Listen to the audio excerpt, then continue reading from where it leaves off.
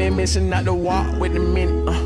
I been building up the blocks like a man. Elliot got water dripping out the city. Oh my God, boy he got a Glock. Oh my God, boy that boy on top. Sipping walk, make my heart stop. All these hoes, yeah my love my thigh. Yo, oh let go, put her on roll, put that on payroll, put that on go. Yeah she like to go, yeah she love to blow. Get that dick slow, like a snow cone. Yo, get that bag, show 'em how to ball. I'm in the mall, yeah I'm saying.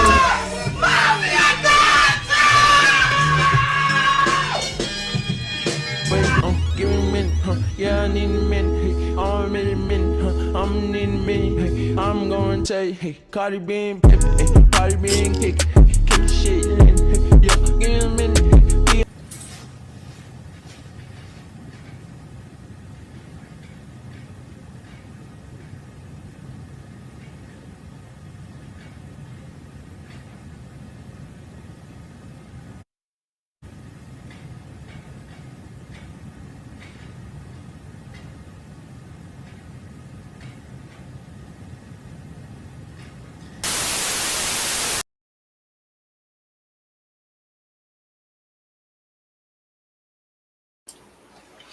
Hey, what's good, y'all? It's DGE, Dolphin Gang Entertainment. It's your boy DG, and we back with another live stream. Appreciate y'all, love y'all. Y'all help me get that 10K.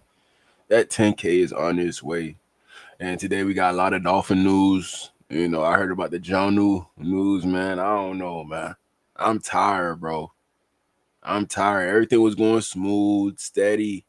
Now I'm hearing that Jonnu might get traded. It's like you can never catch a break as a Dolphin fan, to be real. You can't, man. But hey, appreciate y'all. Y'all go get that merch at dgmerchandise.com. Help your boy out. You know, like, comment, subscribe, do your thing, man. But we got a lot of videos today. It seemed like Bradley Chubb spoke, Kader Kohu, Tyreek Hill spoke today, Jordan Brooks spoke today. We gonna watch Butch Berry right here. And we got some other clips we're gonna watch as well. You know, Tyreek Hill, he worked out today. I see him post a tweet stating that who want to work out at 3 p.m. with him today. A lot of kids pull it up. A lot of kids pull it up. You know, like a matter of fact, I'm gonna show y'all right now. Yeah, it was like.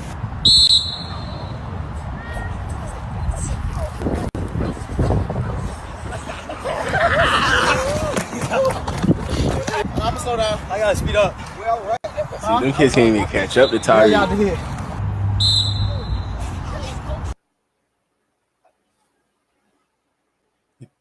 Tyreek not even trying. He's striding on them boys, man.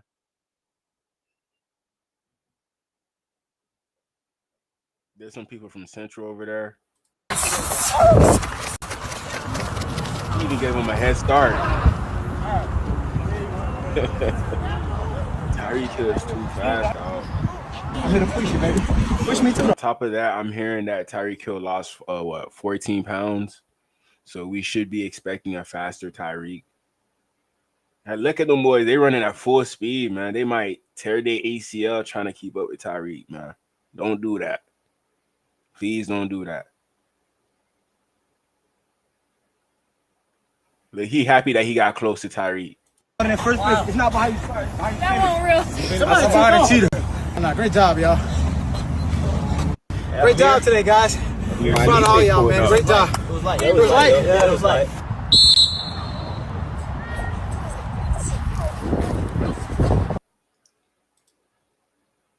I'm gonna see if I can find that tweet.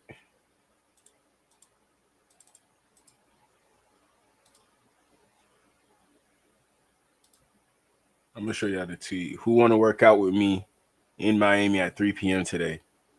You know, he got a lot of reactions for this. And they actually pulled up on him. Actually pulled up.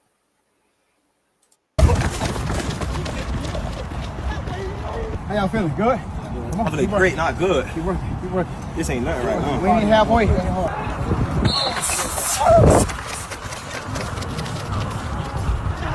It's crazy how Tyreek Hill is using high school kids to work on his speed. Like he giving them boys head start to make it a little bit harder for him to beat them. That's crazy right there. That is crazy speed. I'm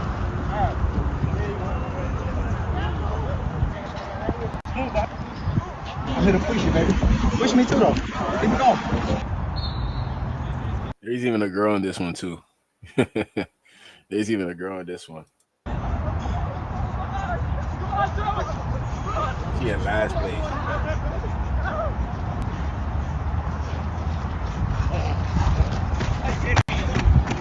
Oh, we did it. Hey, but at least Tyreek Hill, he working. We seeing videos of Tyreek Hill working. You know, that's all I'm asking for. So shout out to Tyreek, man. Shout out to him. We did it, baby. I survived the workout. You survived that, brody. And I started first. I started in first place. It's not by how you start. That won't real. I survived the cheetah. Great job, y'all.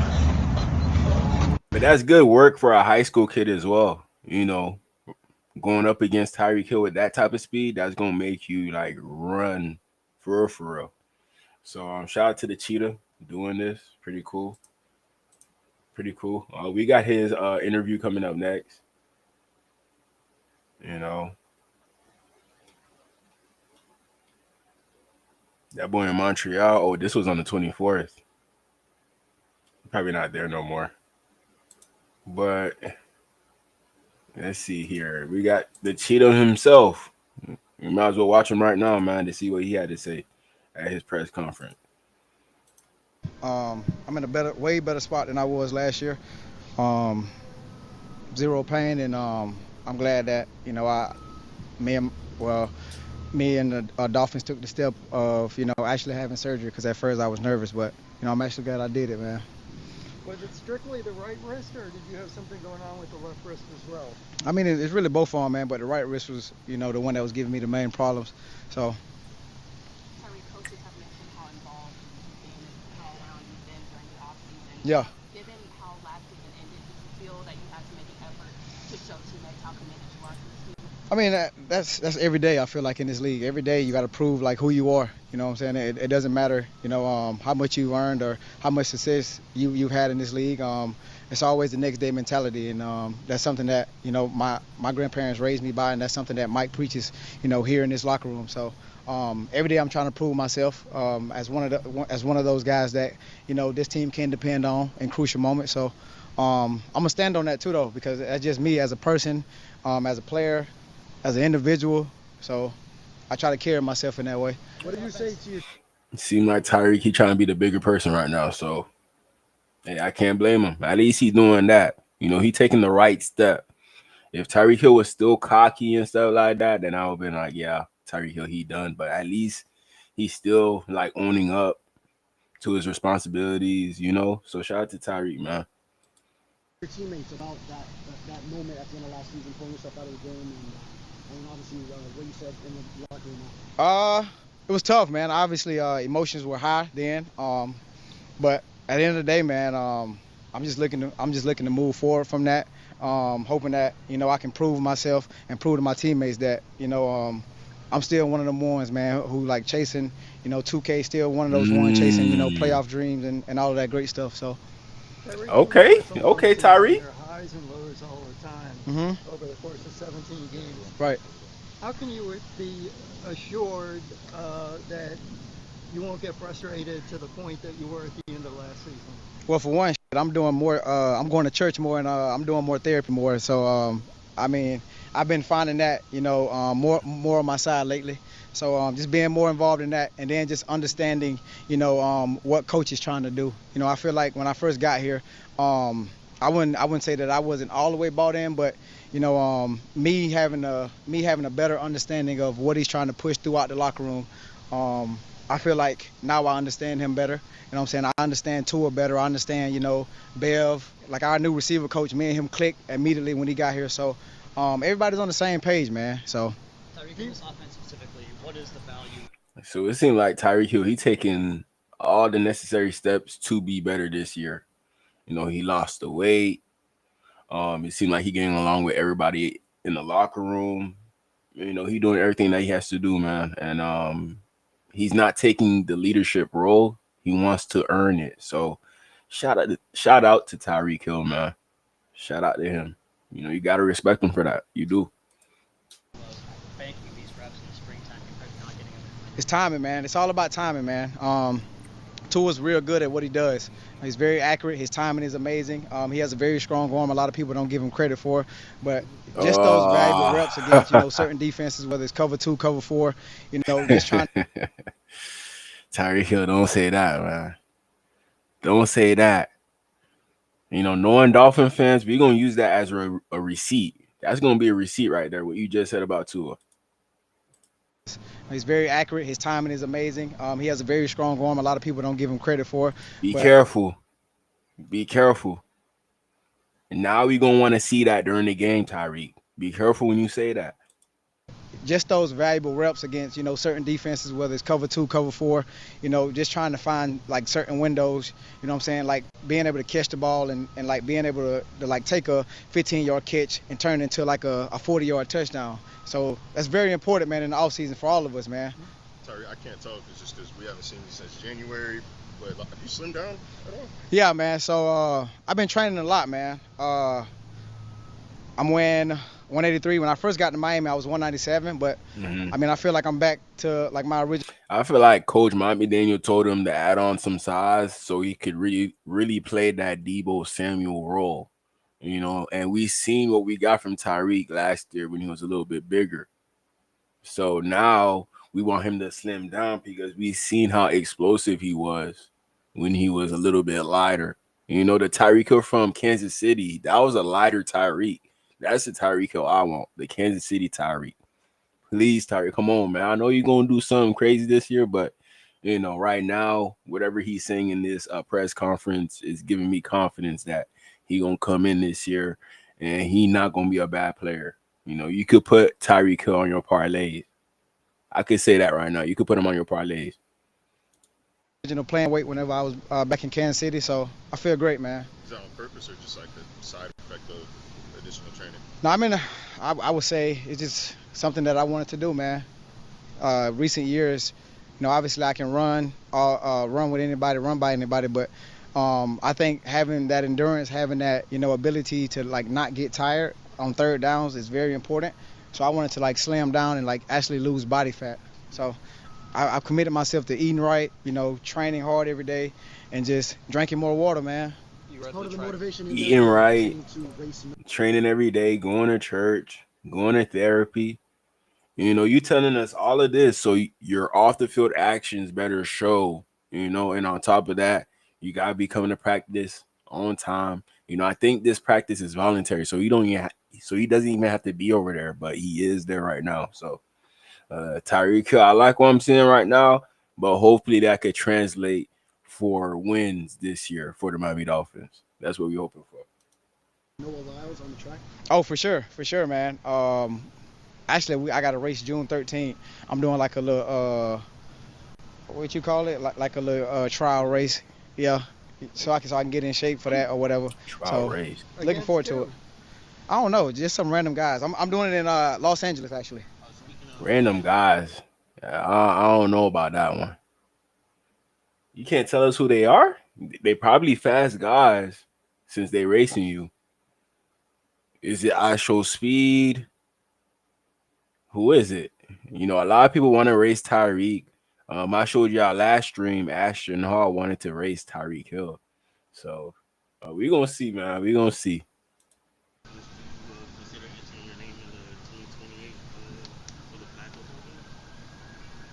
The Olympics?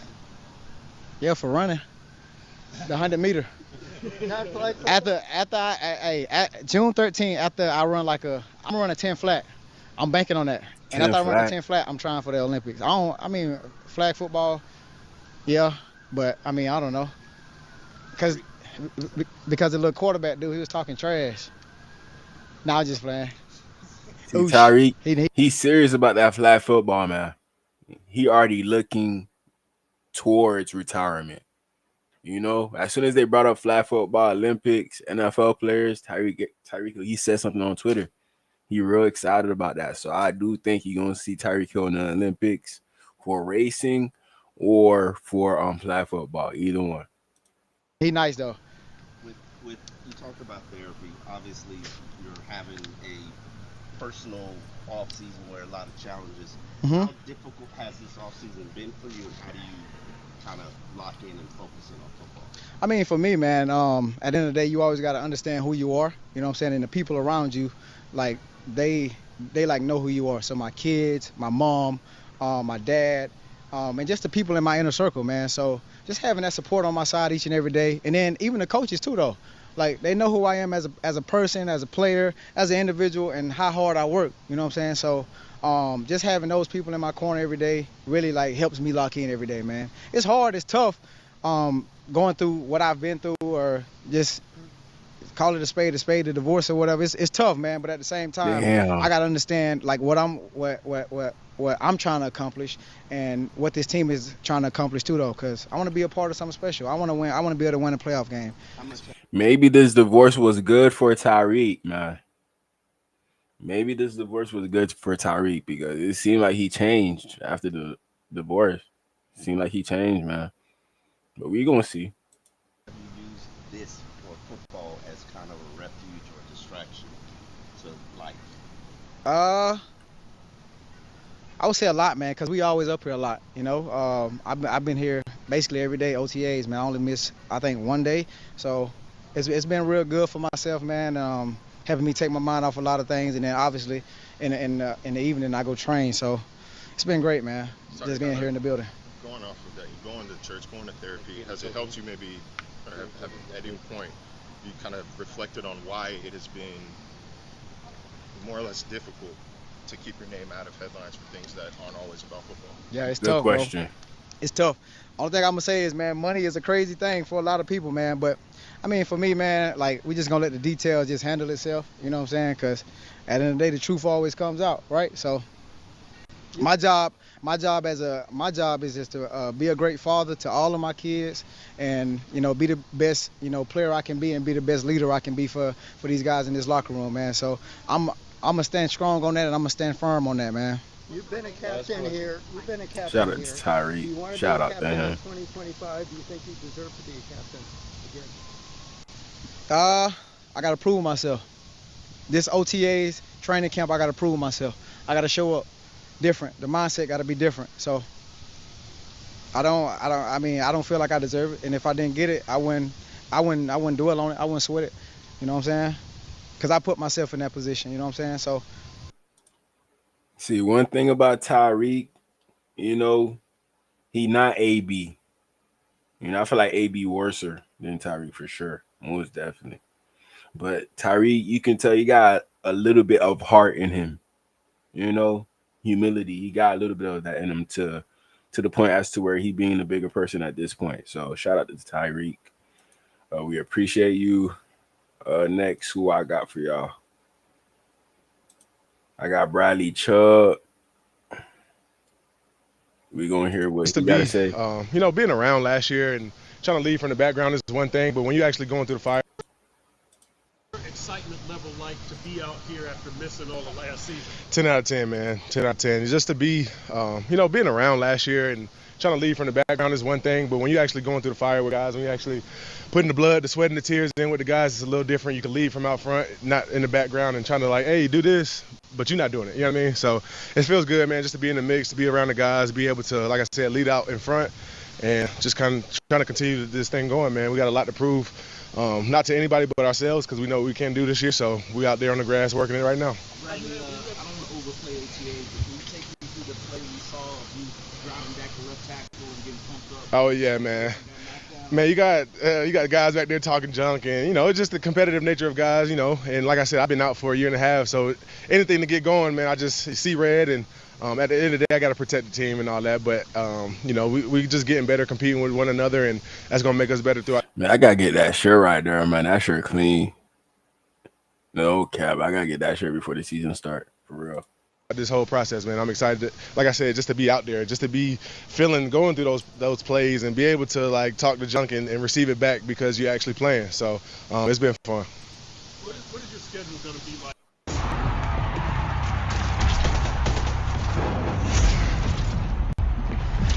The rest of mini camp? Are you going to be 100% in mini camp, 100% in training camp from day one? That's the plan. That's the plan. I feel good. I'm moving along good, and that's the plan, is to be 100%. Like I said, be out there as much as I can and continue to lead from out front. How do you feel in And he's still not 100%? Damn.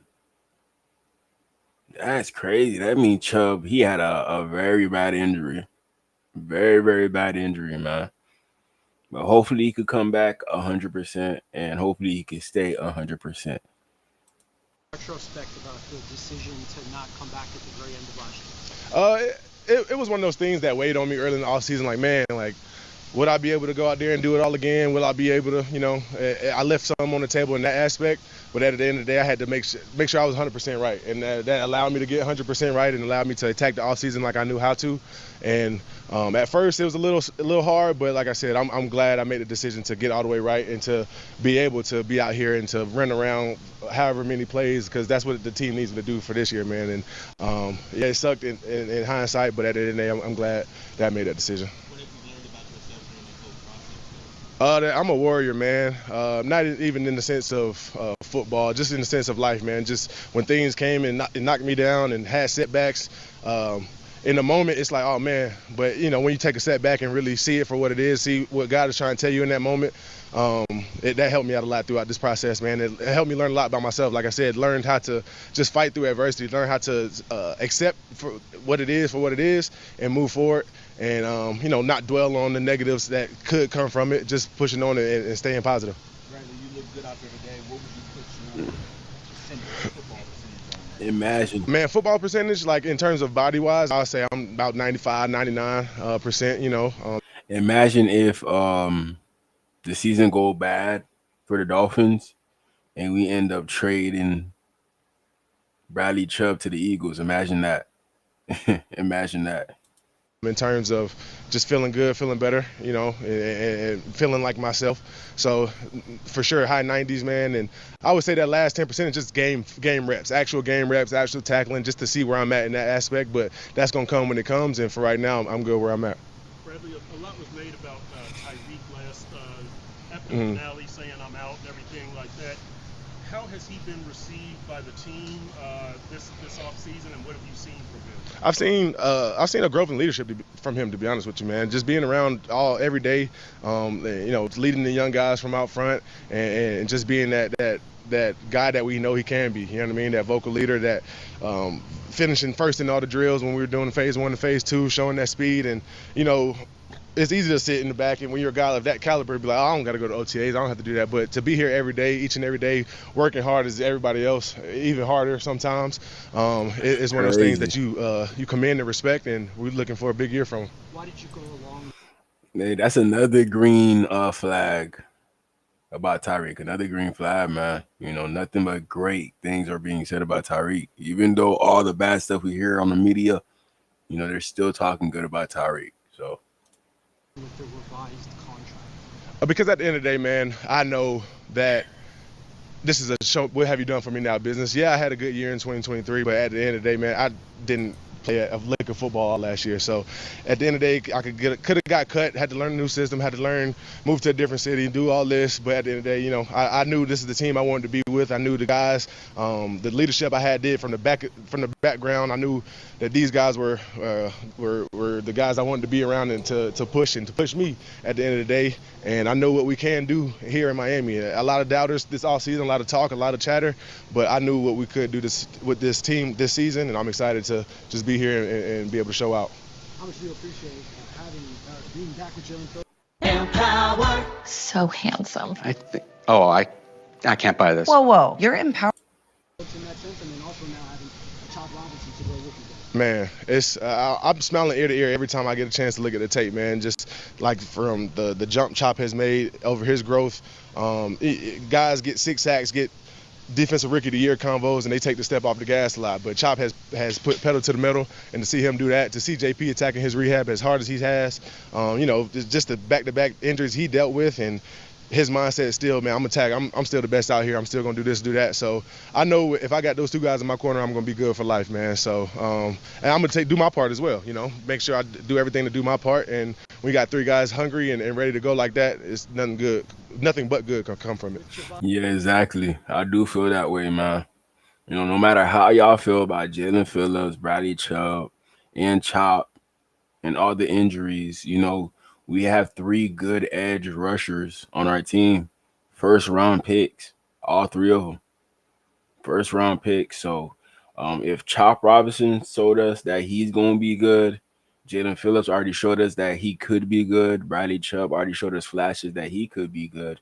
All three of those guys working together on this defense, like, come on, man. We're going to have a great defense next year. A great defense if everybody could stay healthy. That's the only thing. That's the only thing. You know, but also we losing Jalen Ramsey, so I can't even say that. If we had Jalen Ramsey, we probably be all right if we still had Jalen Ramsey. Probably, but it seems like he out of here. I know y'all seen what he posted on Twitter and all that. So we gonna see, man. We gonna see. I think he going to the Commanders. I think he going to the Commanders because he posted 5. That's Jaden Daniels' number. So maybe it's the Commanders. Who knows? We gonna see. Gone and Jalen about to be traded. How do you think that the pass rush group can help alleviate pressure on maybe a less experienced secondary? For sure. I mean, at the end of the day, in the outside linebacker room, we call ourselves the big dogs. We have that mantra because at the end of the day, we want to be the ones to change the game. We want to be the ones that, if we need to play, we're going to be the ones to do it. So yes, we got some inexperienced guys in the back end, but we all know who we are in that room, and we took it upon ourselves, man. Not because we don't believe in this guy, but because we want to walk the walk and talk the talk. So it's added pressure to us, but we know they're gonna handle their job because we're gonna handle ours. I know you and JP live in different areas, but how much do you rehab and share, whether mentally or physically? Yeah, a lot of it actually, man. A lot of it, especially towards the middle of the season when he started getting back into the crank of things. All of his Achilles rehab, we were in there getting after it, and his ACL one, kind of came on the tail end of my rehab. So we were in there a lot, man, getting after it, pushing each other, keeping each other's spirits up. Because at the end of the day, we all know we hard workers, man, but it's just about that mental. You know what I mean? And making sure that mental's right each and every day to attack the day, and that's what we did for each other. So it was good. What's the ceiling of this pass rushing? Obviously healthy edge rusher. Yeah. Interior, Zach, KG. What's the ceiling for you guys? Man, I don't want to put no numbers on it, no nothing. I just know if we all go out there and do it, we know what we're capable of. The sky's the limit, man. We got a lot of great talent, a lot of hard-working men that go in each and every day. It would be one thing if we had guys that take their foot off the gas and we're just cool with being in the NFL, but we got guys that really, really hungry and in some sense, guys feel like they got something to prove. You know what I mean? So it's been good, man. Just getting that. I feel like the sky's the limit because everybody's going hard, working hard, and I'm just excited to see where it goes. Did you do the paintball exercise or any other team? I did. I'm a camper though. I don't run around. It was too hot for all that. I got all this long sleeves on, trying not to get hit. So I'm camping, putting my head up, putting it down. I got KG a couple times because he was a big target, but that's the only guy I got. My team lost 2 out of the 3 times. Who was really good? I feel like guys just, get hit 5 times and just wipe it off and oh yeah, I didn't get shot at all. You know what I mean? But at the end of the day, man, we lost. I know that. But who was good? I couldn't even tell you, man. I feel like JP had he had one of those fast guns that you could shoot fast with, so he got it by default because of that. I think Sealer, a hunter, would be good. Oh yeah, Sealer was good. Sealer was good. But he's a big target too. So once you get him, he's out. We lose our best guy. With overall team leaders like Teron and Lance, I know you're dealing with a lot already, but is there more of a workload you feel this year to be one of the big voices of the team? Yeah, I don't see it as a workload. I see it just as who I am. You know what I mean? That's honestly, when I first got here in 22, that's what Chris and Mike told me. They saw the leadership I had in Denver, and they brought me here because of that. And I didn't do nothing different. I didn't do nothing special. It's just who I was as a person and how I approach each and every day. So I don't see it as a bigger task. I just see it as, all eyes on me. People are watching me, and I just got to do what I do, but to another level. So I don't see it as, I got to go out my way to do this. Just be myself each and every day, and guys will follow. Okay. He gonna lead by example. Smarter email and marketing automation. He gonna lead by example. We got a lot of vocal leaders in our room, So shout out to Bradley Chubb. I appreciate that, boy. Next we got Cater Kohu. Let's check him out. But I think it's like part of me just being a better player that I have to step up and kind of be like the leader in the room and show like the younger guys how we want like our unit to be, just like the older guys showed me when I was young. So I'm doing the best I can. Katie, you've always had confidence from the moment you got here. Mm-hmm. You said now being more of a leader. Mm-hmm. Does that come with experience, and how you're experiencing that? Yeah, I feel like it definitely comes with experience. Like as a young guy coming in, you can't really say too much. But I feel like I've had a lot of veterans in my 3 years here, from like Jalen, X, Poyer, that are kind of like showed me the way how to. You don't always have to be talking; you just can just show by example. So it's different types of leaders. Yeah, Cater, he is not a leader in regards to vocally, but he definitely gonna lead by example. He gonna work hard. He gonna run sideline to sideline. So we gotta respect Cater, especially since Jalen Ramsey probably out the door.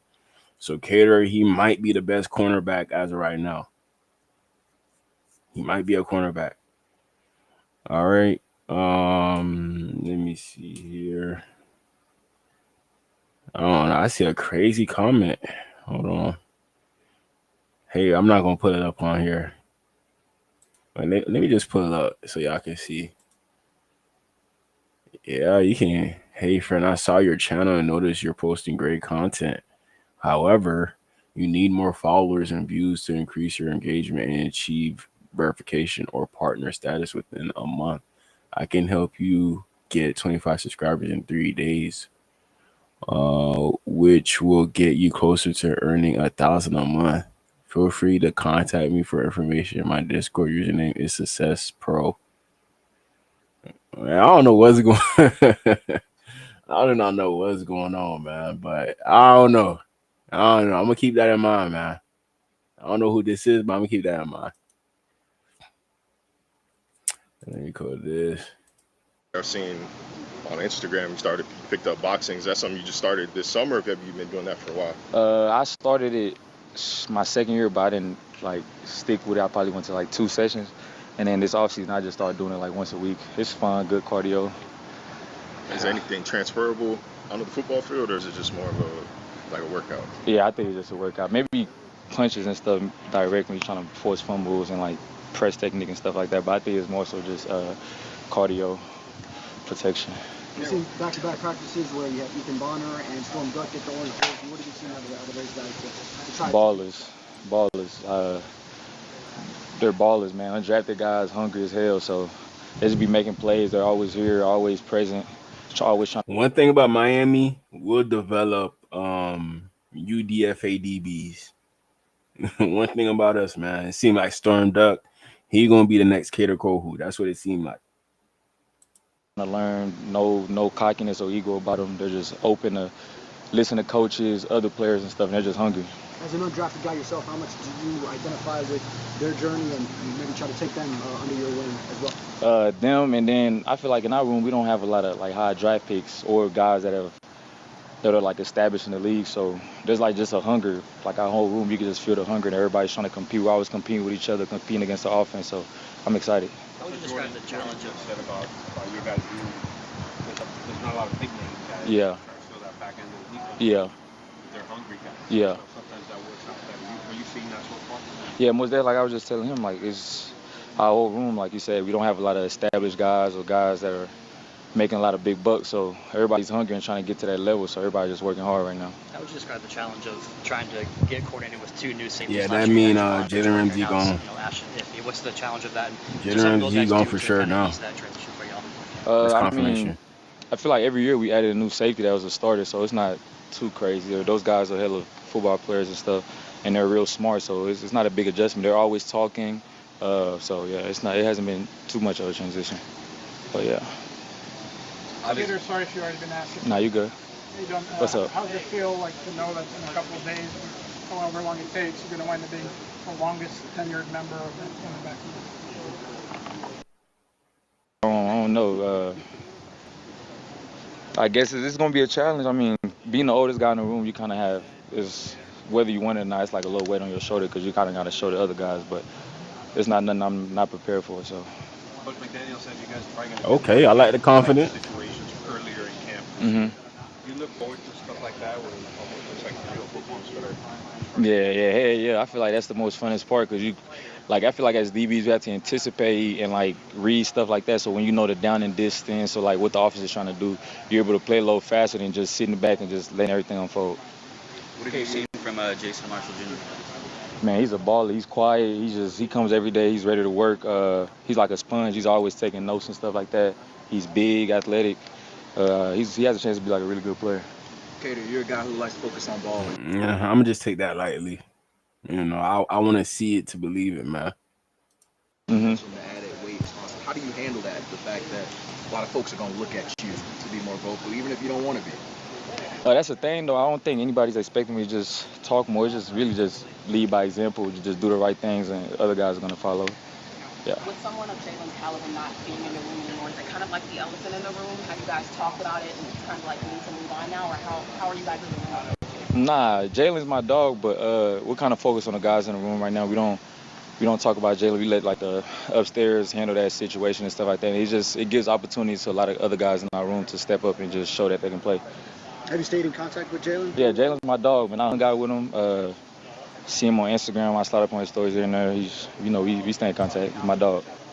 What was Mike's message when y'all got back in the building for the first time this offseason gathered? What was the message to the team about the focal point? Just like we got to kind of get a new identity, and there's not going to be a lot of slack and stuff like that. Everybody just has to be on their shit, really.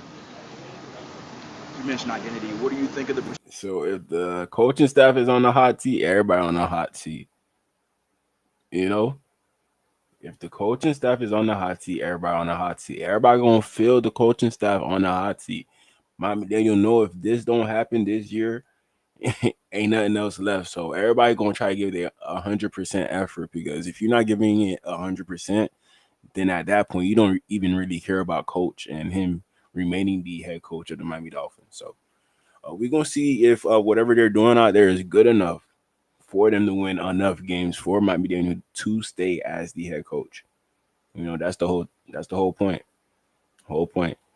But a shout out to my boy Frozen Fan from Alaska. Appreciate you for pulling up on me. What's good, my brother? Fins up all the way up. Not today though. Not today. With that John Smith news. Not today. Perspective, the outside perspective that you guys had a softer identity before. Oh, we're not worried about that. It's gonna come in September. You're just gonna have to show. I can say anything I want to say right now, but we have to show it in September. But personally, I feel like we're not soft. We just have to win more games and win the big ones. How much can the pass rush help if you have a healthy Bradley Chubb, Jalen Phillips to help you guys on the back end? Oh, when you have a pass rush, man, covering is easier, way easier. So just getting those two guys back, you can see the hunger in their eyes because they haven't played football in so long. They're ready to get back to it. So I feel like Chubb, JP, Chop, all the other guys, Kamar, I feel like, man, even the D tackles too, like, it's just, like, I'm excited, man. I feel like we're going to have one of the better fronts in the league. Yeah, we got to think about it. Jordan Brooks, you know, one of them linebackers will work in this defense. You know, whoever alongside Jordan Brooks will be a good linebacker, at least an average linebacker. And on top of that, Kenneth Grant, Jalen Phillips, Bradley Chubb, Chop Robinson, Kamara. You know, we're going to make it happen this year, man. We're going to make it happen. But I don't know right now because of the news of Jalen Ramsey, now John Smith. It seems like it's going to be a tanking year. You know, so probably our front seven will be good, but I don't know about the rest of the team. We're going to see.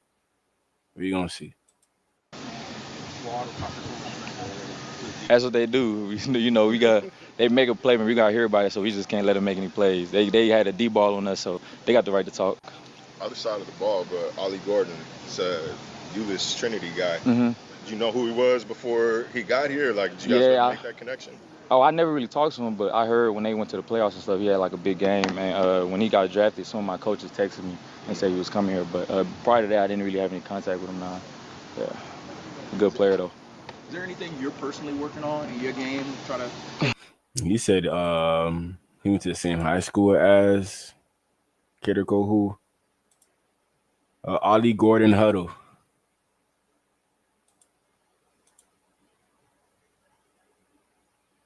Trinity High School.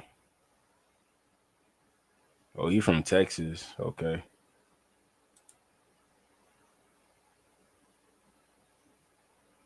I wonder which highlight it is. It might be this one. Oh, that's mid-season.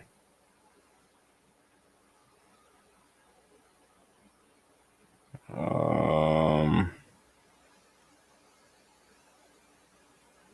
don't know what game that he could be talking. It might be this one. Midland. It looked like a state game.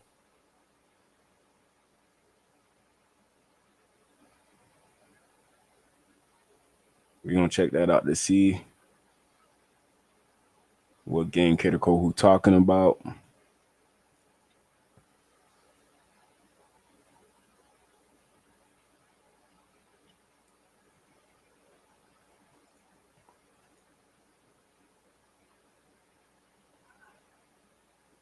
What number Ollie is? Oh, he number 2? Oh, okay.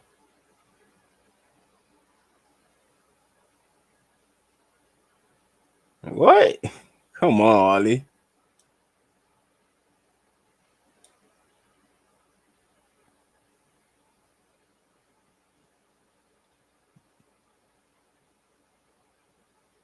Okay. Good job squeezing in there. You can see a little bit of his toughness. Good job gaining extra yards. You know, he looked smaller in high school, but it looked like he gained some weight throughout his college career.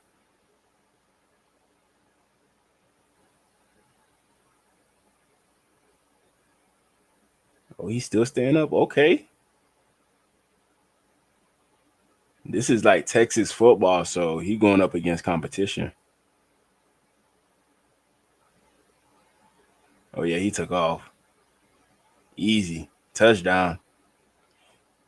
Ollie Gordon, he might have to get lighter. If he get a little bit lighter and he look like this, hey. It seems like Ollie Gordon, he like 220 right now. If he gets to like 205, 210, you know, he's showing that he could catch out the backfield.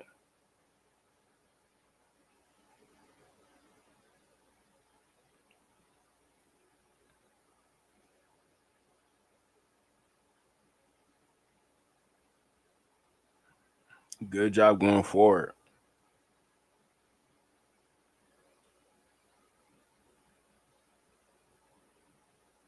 I wonder how that competition going between him and Jalen Wright. I wonder why, because they very similar in regards to running backs. Kinda. Very similar.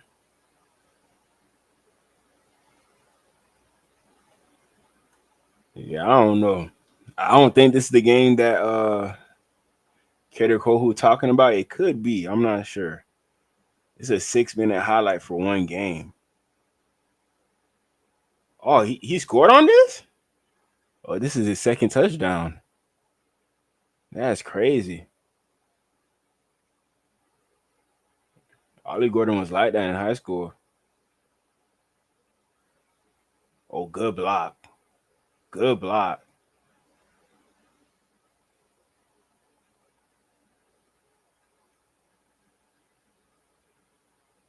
Yeah, he could definitely move for a big guy.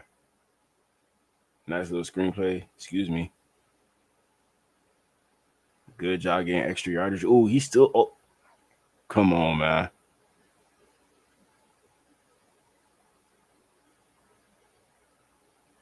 Yeah, these boys too smart for him. He got that number 2 like he Derrick Henry.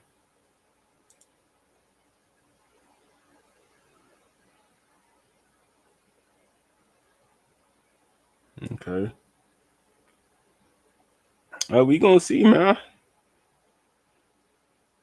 And on top of that, wasn't he like a 5-star recruit coming out of high school? 4 or 5-star recruit.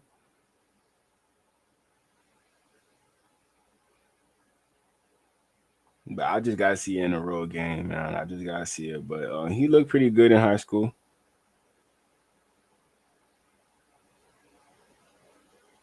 Not too bad.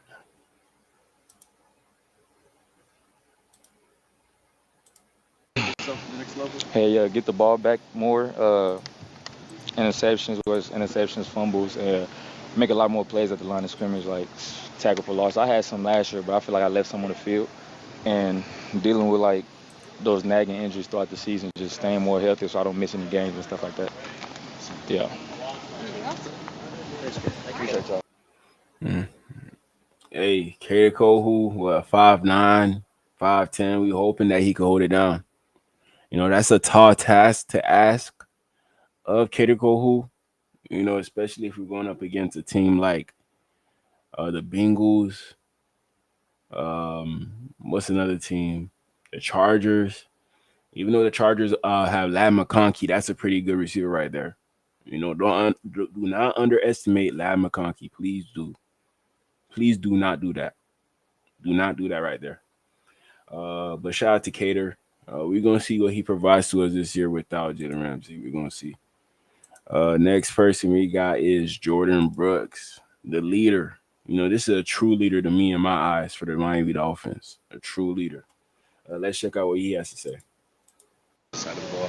How has that challenged you to kind of step up to be, one of those voices in the locker room? I wouldn't call it a challenge. Just got to go be the leader that I am.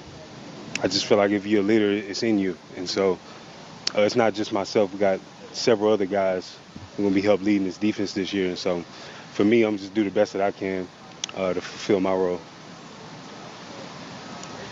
I think it's similar to maybe what you were just talking about. I'm sorry I missed the beginning of it. Just, last year when, the team didn't make the playoffs, for the first time in a few years, there was, talk from some players about maybe, I don't know if work ethic is too strong a word, but culture. Are you noticing, a concerted effort to kind of, I know you can't just like snap your fingers, but different things this off season so far?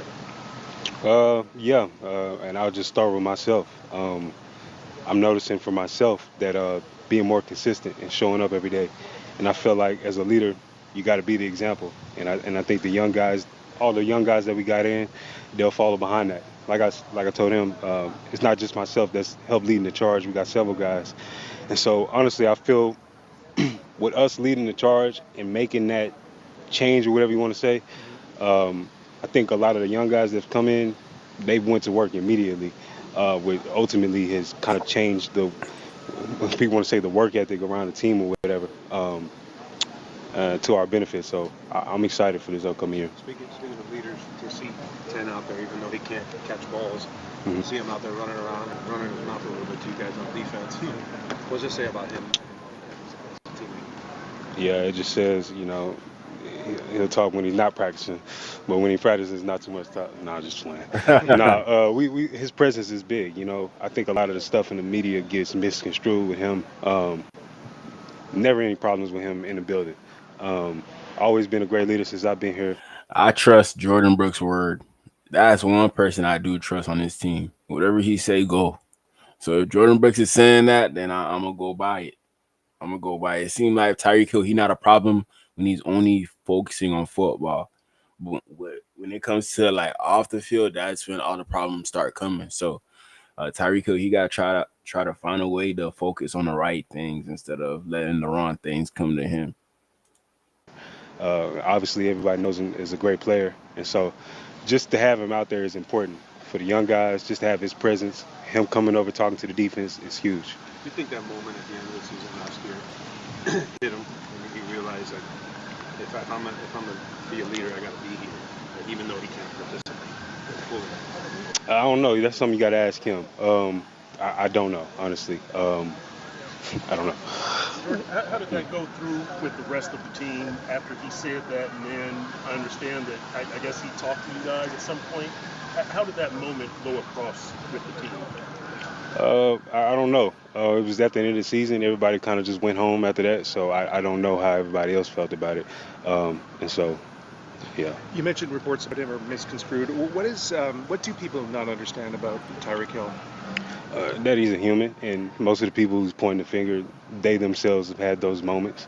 But it's just easier to point it at him because all the cameras on him, and he's a famous football player, makes a lot of plays, so it's easy to say, hey, he's the bad guy because he's had a moment of weakness. But like I said, he shows up here every day with great energy, smiling all the time, cracking jokes, and helping young guys whenever he can, whenever they ask questions. So that's the view that I have of him. So I think he's a great teammate. Jordan, Coach Weaver talked a little bit about Tyrell Dodson's ownership of the defense coming back here in the second year. I'm just curious from your perspective what you've seen from how he's taken ownership of the defense in the middle of the defense. Yeah, just, you got to be that as a linebacker. You got to take ownership, and him having the green dot, you got to be able to communicate. You got to know what everybody's doing. And so from that standpoint, he's been great, getting everybody lined up, and just being more comfortable communicating to everybody. I think he's the one that you've played the most ball with so far, playing a half a season with KJ Britt and now Willie Gay here. What have you seen from the rest of that room in terms of how you play well with those guys? Great guys, super funny. I love the energy that they bring, and they bring a lot of experience. That both of those guys played a lot of ball, played good football, and so I think they bring experience in the building, and they also they make the room more competitive. Those aren't just just slappies running around, man. Those guys that can play in this league, and so Exactly, bro. KJ Britt and Willie Gay, they ain't nothing to play with, man. Go watch the film. Go watch their highlights. I know they have a lot of low lights, but the highlights, you got to watch those. You got to watch those with KJ Britt and Willie Gay. So I think they make the room a lot more competitive, and they bring great energy in. How interested are you in seeing how the back end of your defense fills out? A lot of new pieces back there. I'm excited. I feel like a lot of people, I feel like a lot of fans always want you to bring the big name free agent in, go draft the high first round draft pick or whatever. But we got a lot of guys that's hungry, and I think that sometimes works out better when you got guys that's ready to prove themselves, from young guys into older vets. So I think the competition's going to be great. One of the themes from coaches and players alike is the second year of the defense and the continuity with that. How would you measure where the defense is today in terms of just knowing what you're installing versus where you were this time last year? Yeah, so last year it was more so learning the playbook and kind of taking it slow and kind of holding your hand through OTAs. This year is just fine-tuning. We know what it is, and it's fine-tuning, getting better at the things that we weren't great at last year, and that's things that we're trying to emphasize right now. I think we're going to see a lot of great things from the D-line, man. I feel like a lot of great things, a lot of exotic blitzes, exotic stunts from the D-line personnel that we got, man. We could do a lot of crazy things on defense. A lot of crazy things, man. But shout out to Jordan Brooks. Definitely going to be one of them boys this year. Most definitely not worried about him at all. That's why I barely talk about him. I'm not worried about him. I know he's going to do his thing. I know it. Next, we got Butch Berry, the O-line coach. He just talking for 1 minute, 26 seconds. And then next, we're going to talk about the Jonnu Smith. And then we're going to talk about Storm Duck. They've been saying that Storm Duck been doing his thing. They've been saying that. So we're going to see. We're going to see. How beneficial do you think taking all those practice snaps from training camp through the season for Teron will be ultimately in his overall development? It's huge. It's all a huge factor, and the fact that he got to play last year in games. I've been a part of it where a guy is an early draft pick, doesn't play his first year, didn't hardly ever play, and then becomes a starter in the year two and has a really good career. And so all those reps add up. Every one of those reps means something, and the volume that he got is more than a lot of guys in that situation. What are your early impressions of Jonah? Same thing. He came right in, right to the standard of work, and keep pushing him more and more every day to grind, and he's doing that. Like I said, it's really hard, some of the stuff, because it's all drill work. With this guy, bro, I know Jonah going to be good. I know he's going to be good with Butch Berry, man. Butch Berry and Jonah together, he gonna work. He gonna turn him to an all-pro player. I bet y'all, man. I bet y'all right now, Jonah will be an all-pro player for the Dolphins. I can see it. Right? But What can we do and how are we grinding? That's what I care about. So you're kind of hearing that word a lot, but that's what matters right now, right? Our standard of work has to be there, and the guys are doing it, and they're responding and exceeding it. Because at the end of the day, it's all about them being the best version of themselves. That's what we care about. Me, when I present myself to them every day, no matter this time of year, it's all about growth and can we be the best version of ourselves? So can I be the best version of my coach? Can they be the best version every day that we keep getting better and keep stacking those days and it starts to add up? Because we're not going to be perfect right now, right? But it's all about that process and that growth that has to happen. Shout out to Butch Berry, the O-line coach. Nobody show him love. I'm going to show him love. Shout out to him. Shout out to him. I think that's all the videos that you two had. We about to go to Instagram right now. Gotta go to Instagram. So Dolphins OTAs are underway. Practice clips you'll need to see. Shout out to this page, Fin Zone. Probably gotta follow it. Yeah, I'm already following them. Oh, we already watched this. Well, you can't play. You can't press play.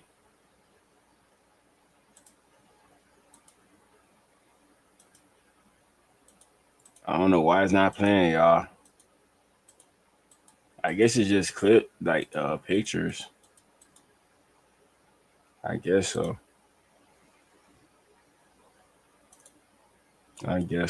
But before I go to Twitter, I just wanted to ask y'all this. So this right here says Dolphin star wide receiver Tyreek Hill said he wanted to knock out Mike McDaniel during a game because he wasn't giving him the ball. I remember one game I wanted to knock him out. Coach Mike McDaniel, he wasn't throwing me the ball via Aiden Ross. Wait. Oh, he said this on stream? That's crazy. Maybe he just playing around. I don't know if this is true or not. I do not know. Wait, okay. They got a video for it.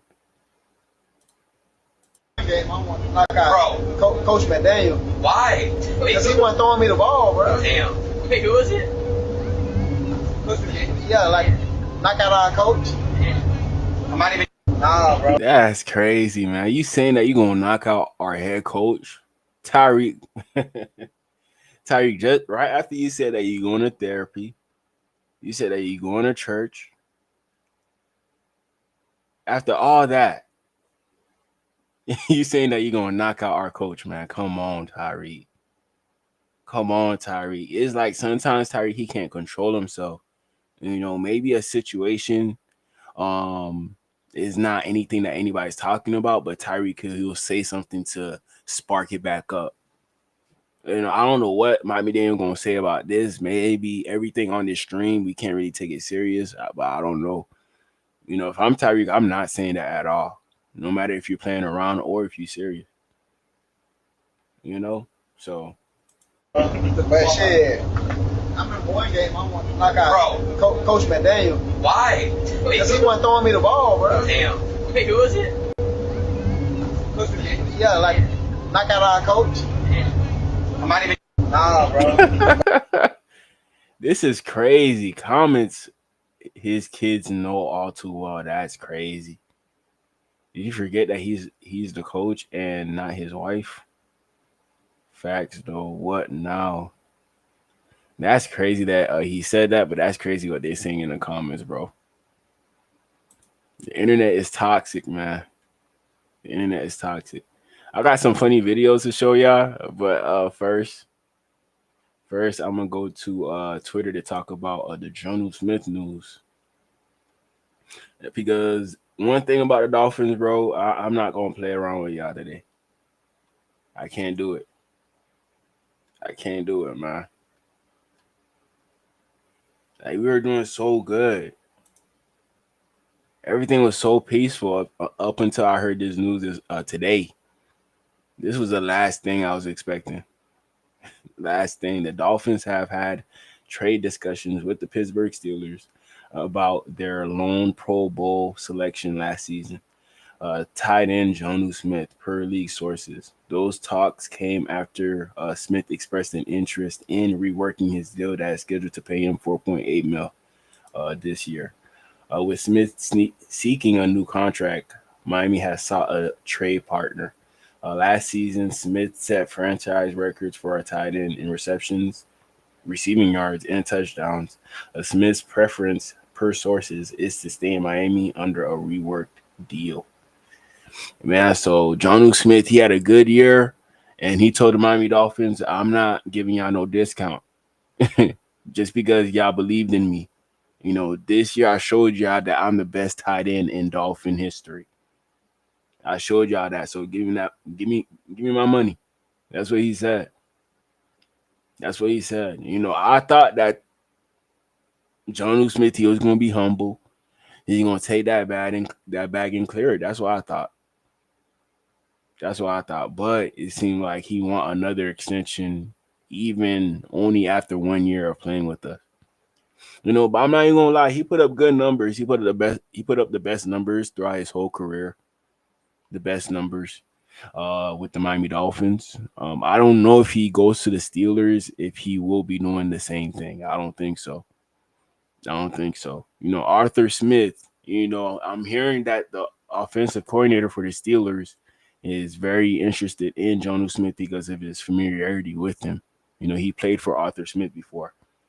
But at the same time, bro, I don't think he gonna produce the numbers that he could produce with the Steelers in Miami. Tua, he's better than Will Howard. Tua, he's better than Mason Rudolph. At this point, Aaron Rodgers, I don't know if he's going to the Steelers. I don't know. I have a feeling that he could still end up with the Vikings. I'm hearing that his favorite team growing up was the 49ers. He's still trying to see if there's anything going on over there. But Purdy, he just signed his contract, so it don't make no sense what Aaron Rodgers is doing at this current moment, waiting. We all know that the best team, the best fit is the Steelers. But he still hasn't signed. Maybe there is a chance that Mike Tomlin go into the season with Will Howard and Mason Rudolph. Maybe. But Jonnu, please don't go to the Steelers. We do not want you there. You need to stay in Miami. Best tight end of all time. I don't even know why the Dolphins are thinking about trading Tyreek Hill.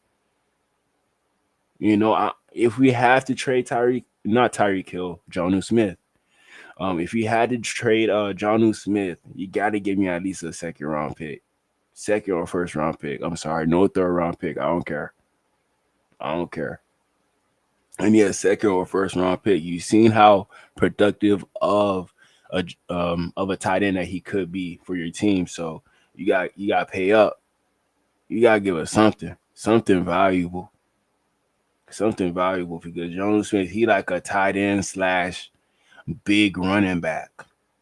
He's like a tight end with that Derrick Henry type of size, kinda. So he's gonna be a very, very good piece. But at the same time, I do think it's just our offense that's just a great fit for him to put up the numbers that he did last year. On top of that, yeah, I remember towards the beginning of the year, he wasn't really doing anything until he just popped off, and we started using him ever since. We've seen how good he could be at tight end. So Jonnu Smith, he could have had way more yards last year. Way more yards. So Dolphins, if you give up on Jonnu Smith, man, I don't know what y'all boys got going on, but that's a pure sign that y'all are tanking. Jonnu Smith and Jalen Ramsey, like, y'all gotta relax, bro. Like, come on, y'all getting rid of all the good players. Y'all tanking again. That's what y'all telling us. Because I remember the day when they traded away Larry Tunsil. That was my sign to me, like, yeah, this team is tanking. This would feel like the same thing, us trading away Larry Tunsil. So you're showing the fan base a sign that you don't really care about this season if you trade away Jalen Ramsey this offseason and Jonnu Smith. I'm pretty sure Jonnu Smith want to stay in Miami, but they're saying it has to be a rework deal. So I don't know how much more they're gonna give Jonnu Smith, but we gonna see, man. We gonna see. We can't lose a guy like this, bro. I'm tired of losing good players. Tired of it. Look, I can relate. This is how I'm feeling right now, man. This is how I'm feeling. Jalen Ramsey traded. Jonnu Smith traded. Raheem Mostert cut. Javon Holland gone. Calais is gone. Tyreek Hill stays. Greer has no idea what he's doing. Oh, man. He can't keep getting away with it. He can't keep getting away with it. I know, man. He can't keep getting away with it. Who gonna stop him? Who gonna stop Chris Greer? Who gonna stop him? Nobody. Nobody. And nobody fired him yet. Even after 20 plus years of not making the playoffs, nobody did nothing to Chris Greer. At this point, I think Chris Greer the owner of the Dolphin. Because nobody gonna do nothing to him. Even after all the mistakes that he has made throughout the years. Nobody. Pittsburgh Steelers barely have 5 receivers, but want 7 tight ends. Bruh, Jonnu Smith is not the play. So Steeler fans are not even feeling good about this move. You know, so Mike Tomlin, I don't know what has gotten into him. I don't know if he forgot that, you know, he don't have no quarterback. I'm not too sure, but Jonnu Smith wouldn't help the Steelers, like, get to that point where they're going to beat the Ravens. They're going to beat the Bengals. They really got to focus on getting a quarterback right now. You know, so don't try to trade for Jonnu Smith and your quarterback is Will Howard and Mason Rudolph. Don't do that. Don't do that. You know how much Jonnu Smith love Tua. You know that. Jonnu Smith is a great dude. It's one thing when malcontents are unhappy, but this one may sting even more in Miami Gardens. Hopefully, they just work a new deal out. But that cannot be promised. That cannot be promised. Trade Jonnu Smith for a CB1. That don't sound too bad. That don't sound too bad, man. But it just depends on what team would be willing to give up their cornerback one for a tight end. I don't know what team that would be, but you know, put some suggestions in the comments. You know, a team that has a lot of cornerbacks and one that's willing to trade away a very good cornerback. Then yeah, I wouldn't mind that. I wouldn't mind trying that. Jonnu Smith for a cornerback 1. Yeah, I would do that right there. I see the reasoning. You know, but you just got to get a tight end similar to Jonnu Smith to replace him. Then I would be okay with that. It seemed like the Titan fans, they still in love with Jonnu Smith. You know, Jonnu Smith should still be with the Titans till this day. Till this day. Green Bay, for Jair Alexander, I don't know. They got the Croft dude, the Kraft, and Luke Musgrave. So they got a lot of tight ends over there. I don't think the Packers would be willing to give up Jair Alexander for Jonnu. You know, we could give up a draft pick for Jair, but I don't think they would take our tight end off our hands. I don't think so.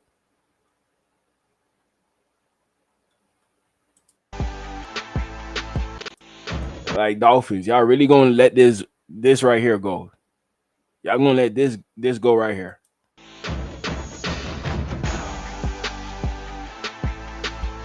Like after this catch, we should have known that Jonnu Smith was gonna be a dog this year. We should have known it, bro. Good ball.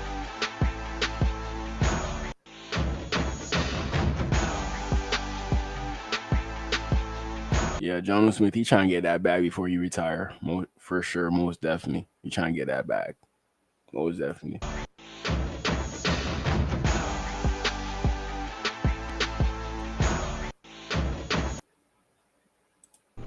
See, Jonnu Smith, he been putting in work this offseason. That boy stepping.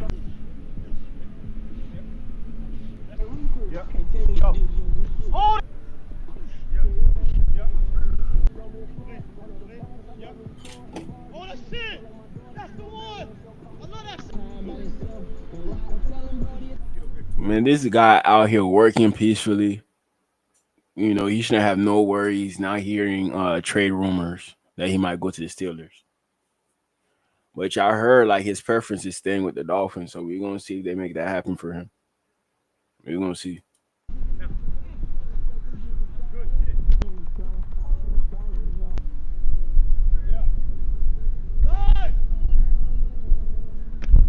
Good ball tracking.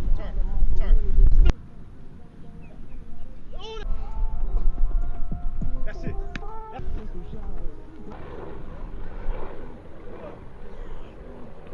It look like Jonu holding his breath when he run routes. You see, he holding his breath when he run routes. But that boy moving for a tight end. 250. He moving.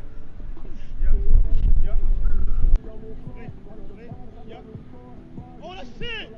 That's the one. I love that.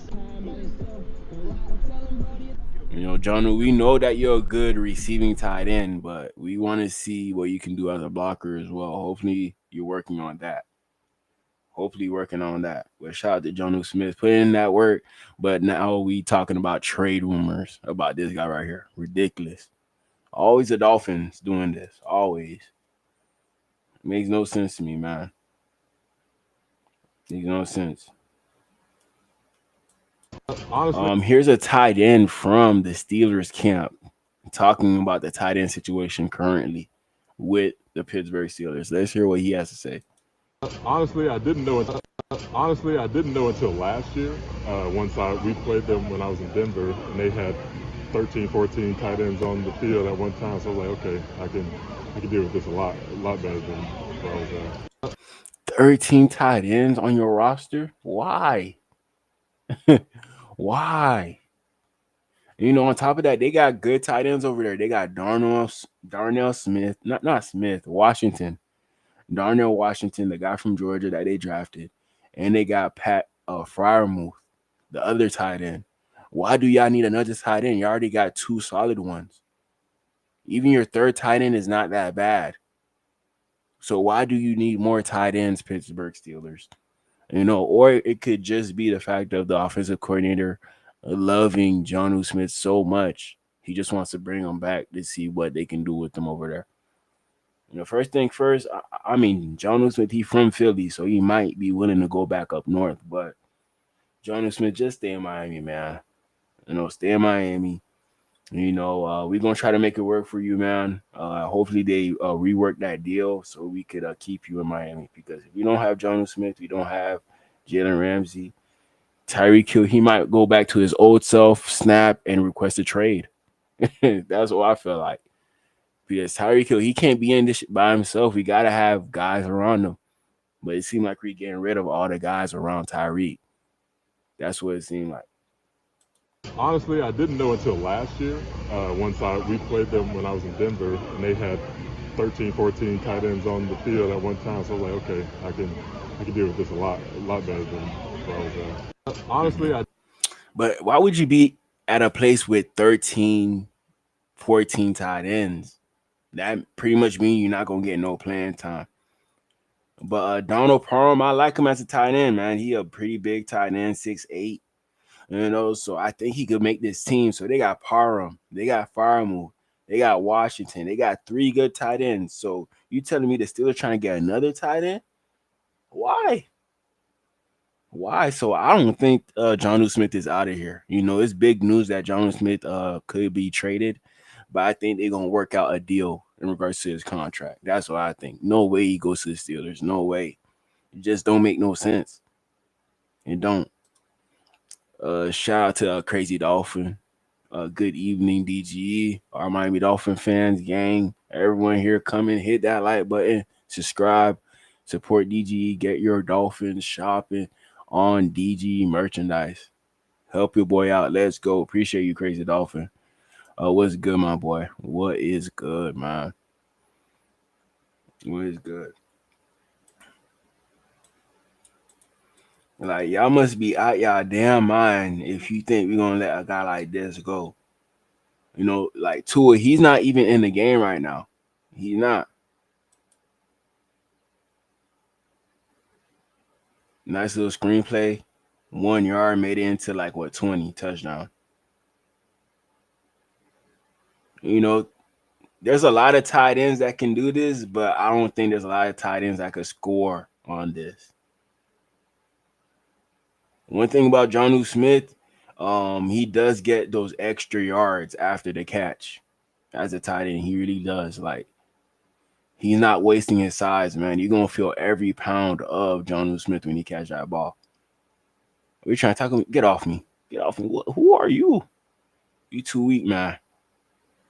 You too weak. You know, we're not going to be a physical team if you get rid of Jonnu Smith. I feel like he's one of the more physical people on this team. And he's going to establish that culture of being a tough team. We can't get rid of Jonnu Smith. We can't. We can't. If you get rid of Jonnu Smith, you're telling me that you're not serious about this year. And you're hoping for a quarterback next year. That's what you're telling me. You know, but you never know. Maybe we need Jonnu Smith in there to help the development of Zach Wilson, to help the development of Quinn Ewers. You know, I feel like Jonnu Smith, he kind of did help Tyreek Hill too as well, in regards to him being able to trust his tight end. You know, not having a tight end ever since Mike Gesicki. Jonnu Smith, he that first one, like, okay, we good with the tight end that we got ever since Mike Gesicki. And now y'all trying to trade him. Like, come on, Dolphins, be serious, man. Like, be for real. Eagles could keep all those good players on their team, but we can't. We can't.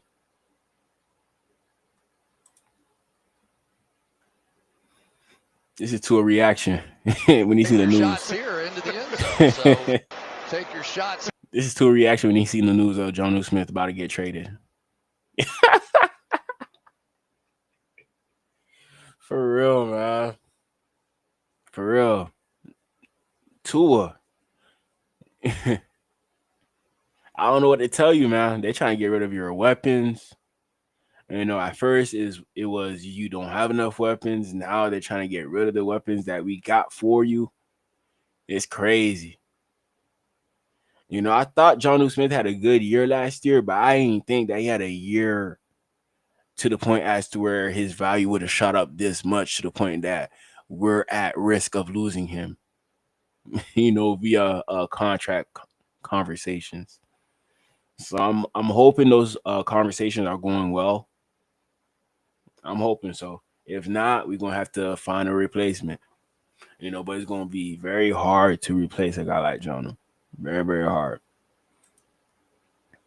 Crazy Dolphin said, I'm for keeping Jonnu Smith. I am too, but if we got to let him go, man, I got to ride for this team. You know, I got this hat on right here. I got this hat on. I got this on my wall. I got the other Dolphin thing right here. You know, I just called for my season tickets today to go to the games. I spent some money on that. So it's just like a lot, bro, that I'm doing for the Dolphins, to the point where I got to be a fan no matter what. If we good or bad this year, I still got to show love, still got to show support. You know, I can't switch sides, man. It's DG. What does DG stand for? Dolphin Gang. So that's why I stick by. That's why I stick by. You know, but Tua, Jonnu Smith, he might be gone. He might be gone, man. So we're going to see how good Tua could be without Jonnu Smith. We're going to see. You know, don't look confused now. Don't look confused now, Tua.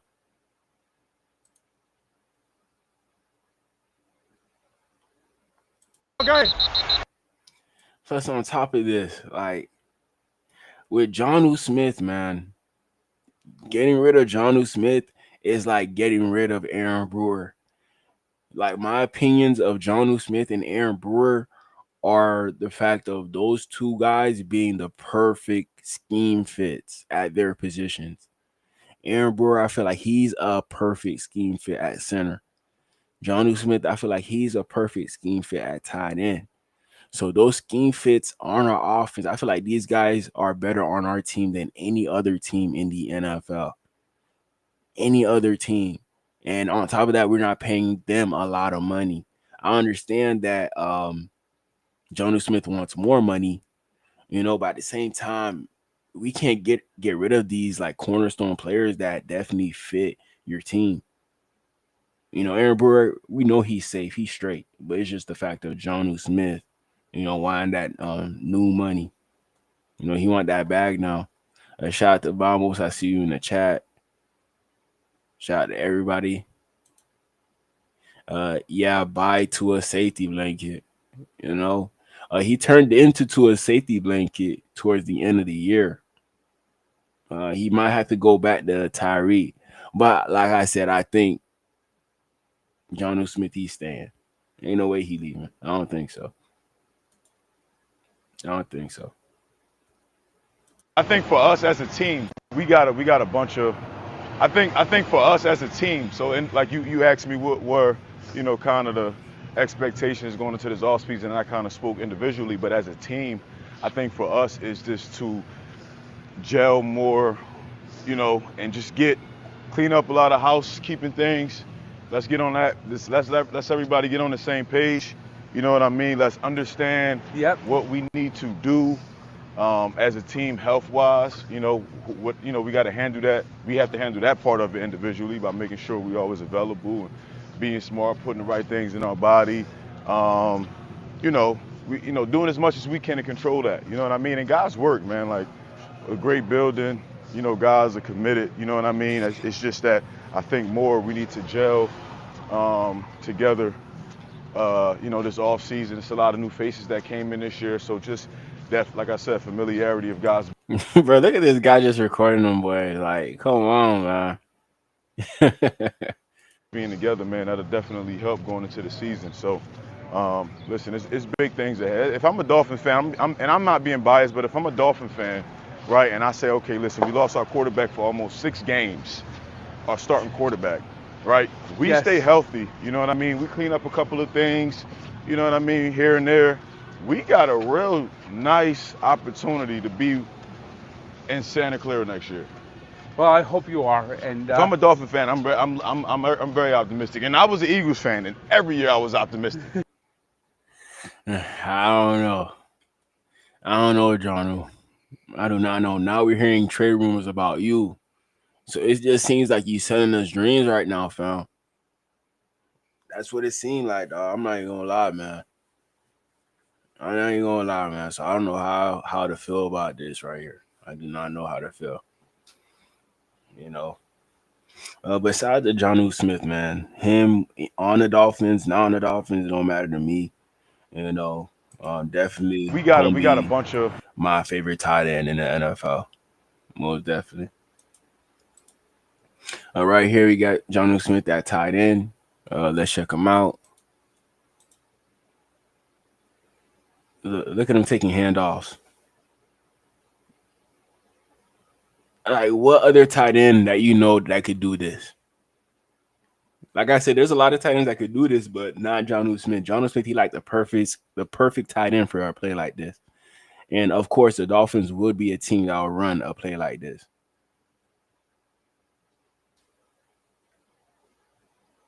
It's one thing to get rid of a player, but to get rid of a scheme fit, man, that's a tough one. That's a tough one. If you want a few extra mil, I would give it to Jonnu Smith. He probably is worth it.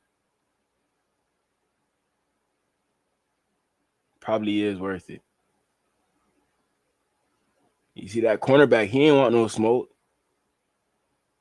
Jonnu Smith, he would have trucked him. He ain't want no smoke. You see Jonnu Smith, he lowered that shoulder, but the DB got lower. But good job by Jonnu, man. Good job by Jonnu on this handoff. Jonnu Smith, he definitely going to get some rushing attempts this year, I think. Definitely will.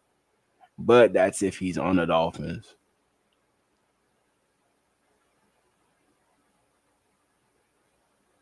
That's crazy, man. Look at 66. I thought this was Solomon Kinley. Y'all remember him? Solomon Kinley.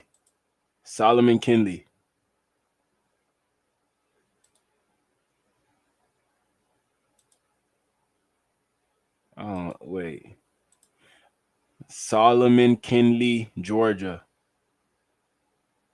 Bro, I don't know. I don't even see it.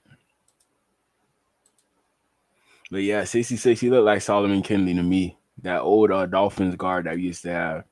That was overweight. Right here we have another play. No, wait, I think this is Storm Duck. Yeah, this is his Storm Duck. But shout out to Jonnu Smith. I don't want to see him get traded, but if he does, so be it. So be it. But y'all let me know in the comments what y'all feel about this one. Let me know. Next topic we got is Storm Duck, man. He got the orange jersey, surprisingly. Surprisingly. You know, like I told y'all last stream, I don't really take orange jerseys to heart. But at the same time, when a guy like this get an orange jersey, it make my ears go up. Like, oh, Storm Duck, he got an orange jersey. What he did at practice? Did he lock down Tyreek? That's what I want to know. That's what I want to know. So I think that the media is allowed at OTAs next week. But so we're gonna see what you call it. You're gonna see if Omar says anything about what happens at practice. Sometimes they'll put notes on Twitter. So we'll react to all that, man.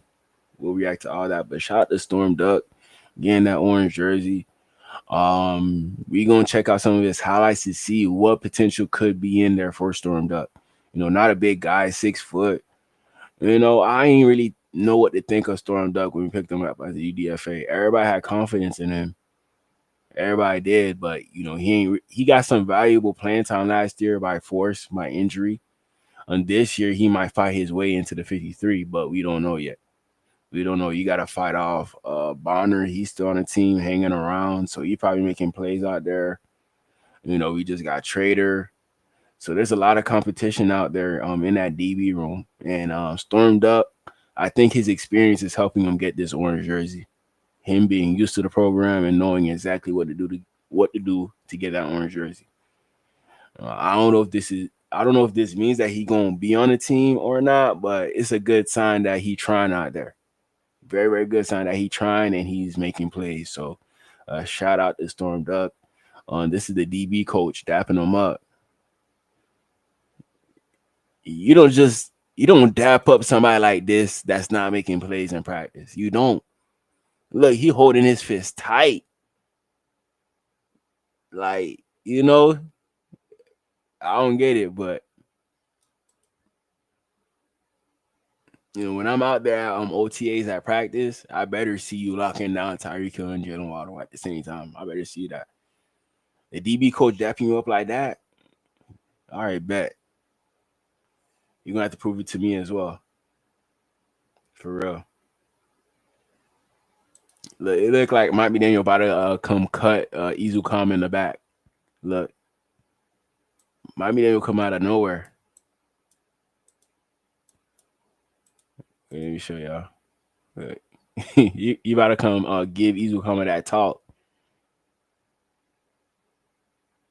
Right here. Izukama.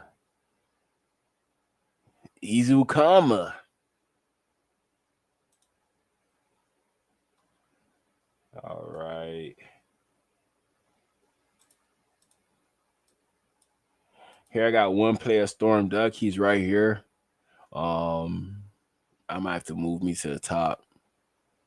Well, I think I can see. So he's right on top. He about to make this tackle on a running back. Storm Duck, he definitely showed that he's a pretty good tackler. He kind of showed us what Kader Kohu showed us his first year. Kind of did. But good tackle in the backfield. That's on Travis Etienne. Good pursuit. You know? And based off his play, you could confuse him for a safety. You can. So I wouldn't be surprised if he ever seen a situation as where Storm Duck is a safety. You know, with this play, he definitely showing like he got that safety mentality in regards to hitting as a cornerback. You know, the coverage, he probably still does need some work. You know, he's not the most physically gifted person to go up against your number one receiver consistently. But he might be put up to that challenge this year, and that could the only thing that could do is make him better as a player. Him going up against the best of the best. But a good tackle by him on this play. Very good tackle.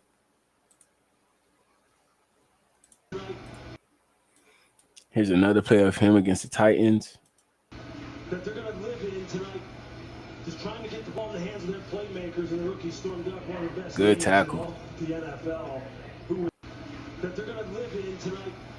Just trying to get the ball in the hands of their playmakers, and the rookie Storm Good Duck, hustle. one of the best names in all the NFL. You making plays like that, you gonna make the team, man. It's simple. It's simple.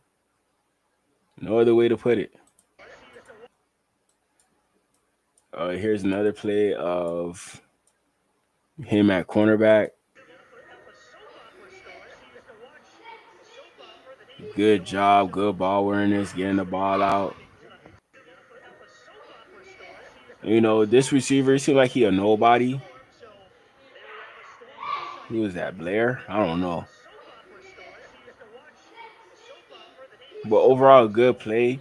I can't knock the hustle and Russell Storm Duck. He's staying toe-to-toe. I can respect that. Staying toe-to-toe, and the ball came out as well. So that's a pretty good job by Storm Duck on this play. Pretty good job.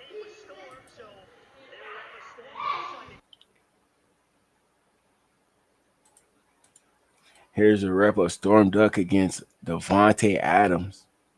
Arguably one of the best receivers in this generation that we have. One of the best. So check him out.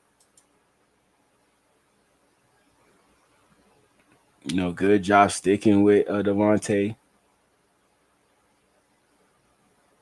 No holding. I think that was out of bounds, right? That had to be out of bounds. Oh, he got 2 feet in. But yeah, he got to work on his awareness. Most definitely got to work on his awareness. Tracking the ball in the air.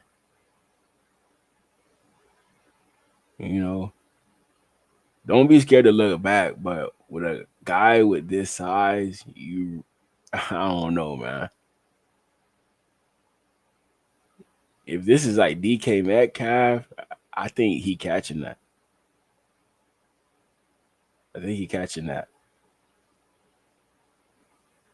But we're going to see if Storm Duck could do this consistently this year. And we're going to see if he got better this offseason to do this against a good receiver number ones. That's what we're hoping for.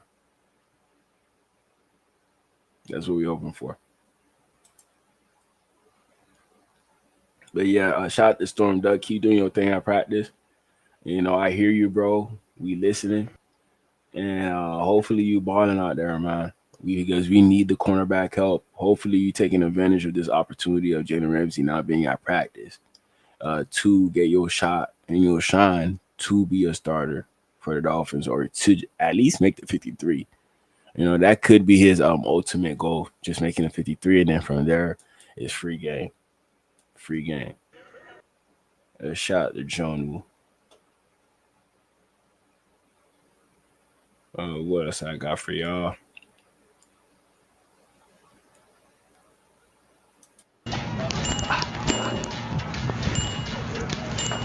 That was solid. QB1. I'm just playing. But he might be QB1 though. QB1A, QB1B. Maybe it's the hat. Come on.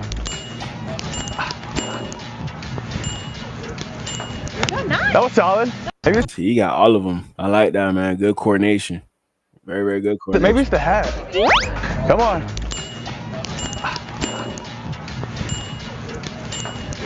That was solid. Maybe. I guess, Quinn. Let's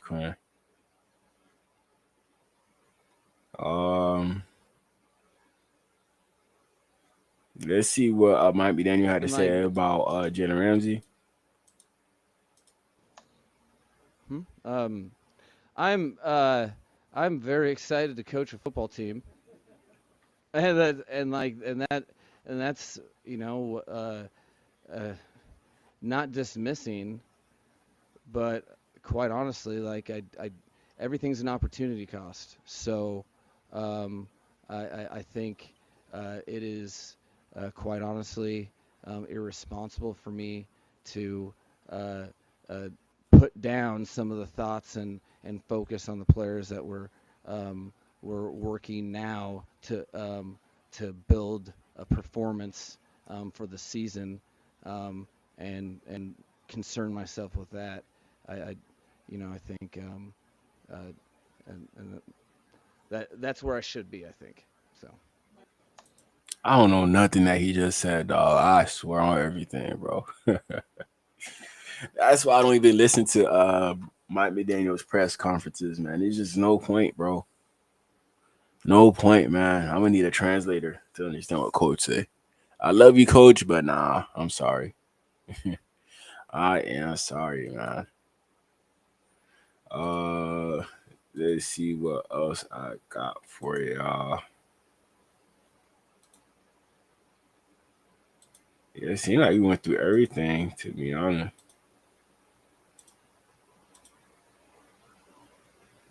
Hold on.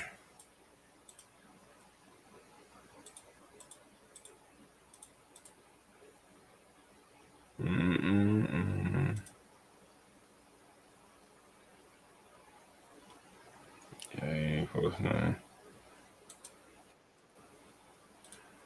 So them boys had a little mic'd up at the Panthers game. Let's check that out.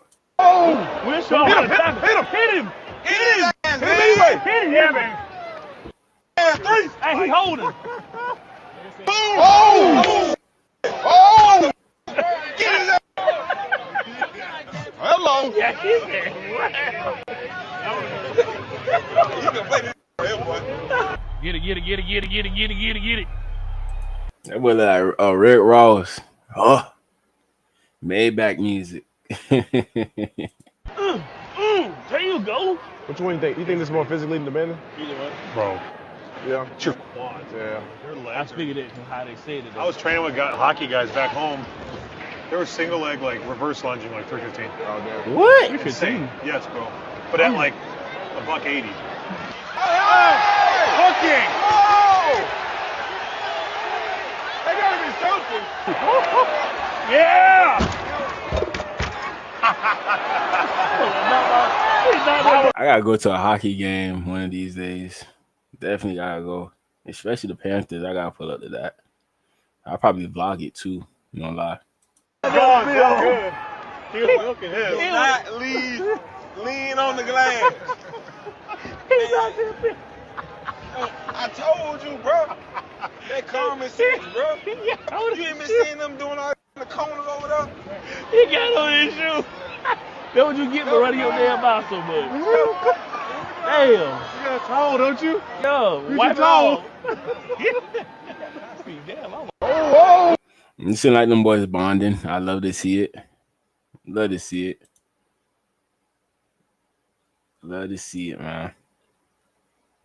There go Bullseye Tour. Bullseye Tour. It seems like he lost all the weight that we seen on that boat. He lost all that damn weight. Like there go Tyreek Hill. This is a receiver right here? That was pretty big for a receiver. There go Waddle. You better get the dread Waddle back.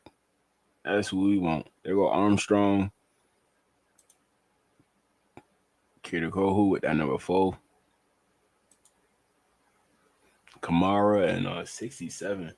This gotta be a long snapper. Gotta be a long snapper. There go Storm Duck. It seems like he leading the pack. I like that. I like that. That boy leading the pack, man. I love it, man. I love it. Who is this? Cam Smith? I'm not too sure. 20. It look like 29. Or Ifatu Milifanu or something like that. There go Ethan. That boy got up there for that one. Okay, Blunt. Okay, Ethan. We'll skip one. There go Jordan Brooks. Man, it seemed like Jordan Brooks, he got an issue with his wrist as well. I don't know what the hell he got. He got like a Ben 10 gadget on his wrist. I don't know what the hell he got going on, but hopefully he's healthy, man. Hopefully. 23. Who is this? That might be the rookie. Trader. Could be. I'm not too sure. Oh, there goes Murphy. He back. Okay. There go Murphy. Murphy, he hurt. I think he tore his ACL before he could even make the team. But he did have a very productive preseason with us last year. Hopefully, we get to see him and he stays healthy. You know, this is another edge guy that might find his way on the roster. Another edge guy, but we gotta see. 59. This low-key look like the Asante guy from Auburn. Maybe him. It looked like a smaller version of Austin Jackson as well. Maybe I'm tripping.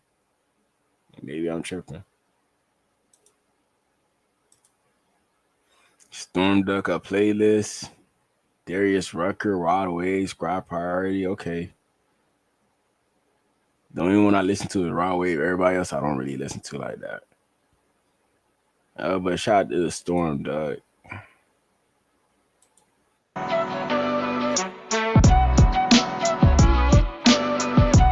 Yeah, I think we watched this yesterday. Yeah, we did watch this yesterday. All right.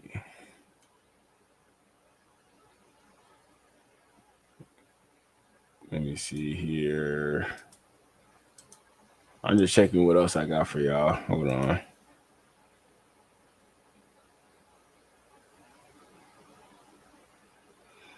I might start freestyling now. It don't seem like we got any other topics today. It seems like we covered everything. Storm Duggan, the orange jersey, Jono Smith, about to get traded. Hopefully he doesn't. All right.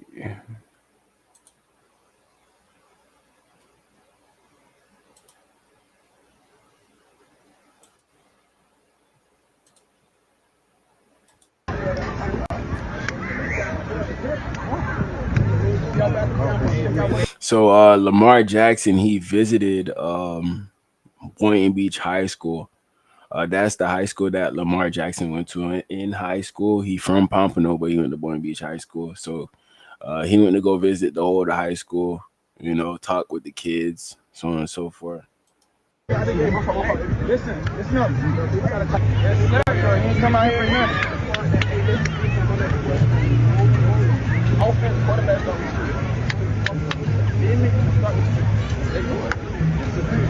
you know, the thing about the head coach too, he used to play with Lamar when he was playing, so they got that relationship. Traquan Smith, I think he went to Northern Illinois for college football. So it seems like they trying to bring Lamar Jackson back for that culture at Boynton Beach. So I really do respect that right there. But at the same time, them boys lost this game. I forgot what the score was.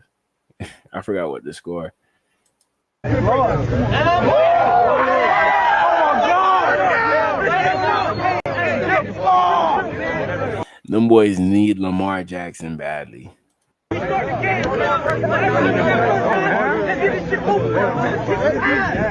do it. Hey, try to be 1, 2, 3. Hey, Lamar, he not gonna come back if y'all boys losing like that in front of him. He not gonna come back, man. This is the game that you gotta show out. Lamar Jackson, he was over there. You gotta show out for this game, man. Down, y'all boys. I know Trey got y'all boys going crazy. You know, but shout out to Boynton. You know, all the high schools in Palm Beach I mess with. I do. Here's Lamar. You know, one time in high school, Lamar, he threw that bit like 100 yards, I swear. Oh, Wes, welcome. He's live for real, boy. You see, he even try on that one. Oh, Wes, welcome. He's live for real, boy. They call that boy Wes Welker. They call that boy Wes Welker. Lamar Jackson, 100 yards.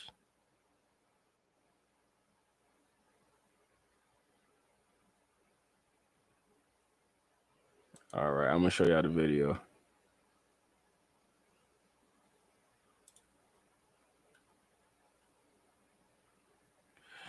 Just the ad plan. Exactly what you want built, and it builds it for you. This is just like mind blowing.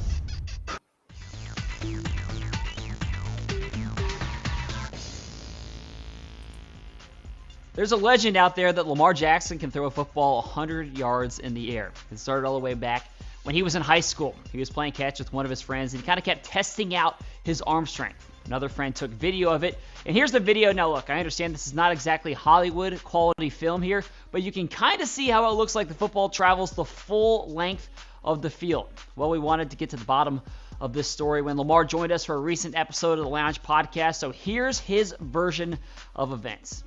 Probably started from the 50 and wrote my way back up, like all the way back. Yeah. He was like, throw 90. I'm like, all right, I threw it.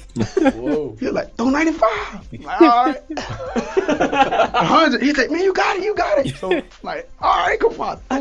Threw it in the air, got lost in the air, though. I just threw it high. You mean that boy said the ball got lost in the air. I tried to throw as far as I could. Like, I caught all the way back to my foot, like all the way to the grass and threw it. I was shocked, but at the same time, celebrating. Like, I knew I could do it. Like, it was pretty cool, but it was like shocking at the same time. So we asked Lamar how far he could throw it now, and he guessed probably about 70 yards. Now, look, it was really fun interview with Lamar, and that's available now wherever you get. At least he being honest, man. I thought he really threw it 100 yards, man. That's what I thought, man. For real. Like this right here makes you think that he could probably do it. Maybe like 90. Oh, Wes Welker. 80. He's live for real, boy. Wes Welker. Oh, Wes Welker. He's live for real, boy. Shout out to Lamar, man. Shout out to 305 Sports. Also, before we get into the other videos, man, y'all go show some love to my my IG theme page. Let me search it up real quick. Yeah, y'all go show love to this page, man. This is like my faceless page that I do for athletes around my area, Palm Beach. You know, we at 1,225 followers. You know, this is gonna be a big site, man. I was thinking about making a website for this page alone. So, been getting a lot of numbers here too. A lot of numbers. Let me see if you can see the views. 12,000 to 101,000 on this video. We've been getting a lot of action on this page. A lot of action. So y'all go follow this page, man. Would definitely appreciate it. Here I got this AI video. Stefon Diggs was just having a good fucking time. So what if he was surrounded by a bunch of chicks calling him daddy with a bag full of booger sugar? Guy was just blowing off a little steam. It's healthy, and I don't give a flying fuck what you babies in the media have to say about it. This isn't the Bill Belichick Patriots. Guy got run out of Foxborough because he wasn't any fun. So how about we all shut the hell up and let Stefon live his damn life? How about that? Y'all are just jealous. You're not on the boat with him, and nobody's calling you daddy. Stefon. Man, this page is funny, man. He got a lot of them, too. I ain't gonna lie. It's something relevant to the Dolphins. I don't see anything. You know, it's been basketball season, so they got a lot of basketball ones. But I'm not seeing nothing with football. Nothing with football. But if y'all don't know, a shout out to Xavier Howard. He's the new coach at Western High School. New coach at Western High School. Let me see where that is at. I think it's in Miami. It has to be in Miami. Western High School.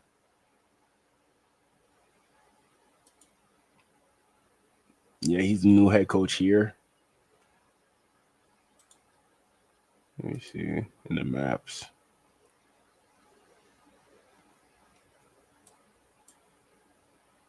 So this is okay.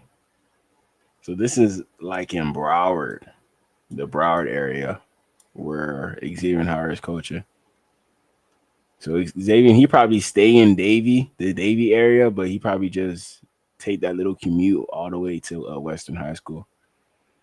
But shout out to Xavier. I don't know how long he gonna hold up with this. Maybe he comes back to the NFL. Who knows? Who knows? Let me see here. Is this a good team though? I gotta check that out to see. Is this a good team?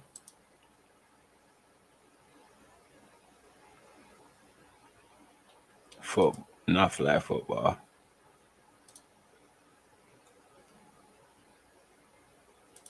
Football. Oh no, their first game is in September 26th. But you don't see their schedule from last year. 2024.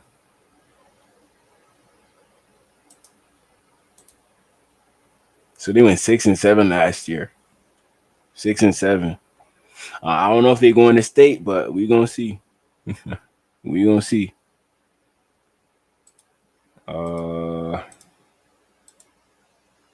Xavier Howard is the defensive pass game coordinator at Western High School. Spent 8 seasons with the Dolphins, 2016 to 2023. First look at Coach X. Dolphin legend, Xavier Howard. Came back to win. Here's a toss. Intercepted again. Howard has one. I know y'all remember that pick. Xavier Howard. That was a crazy pick right there.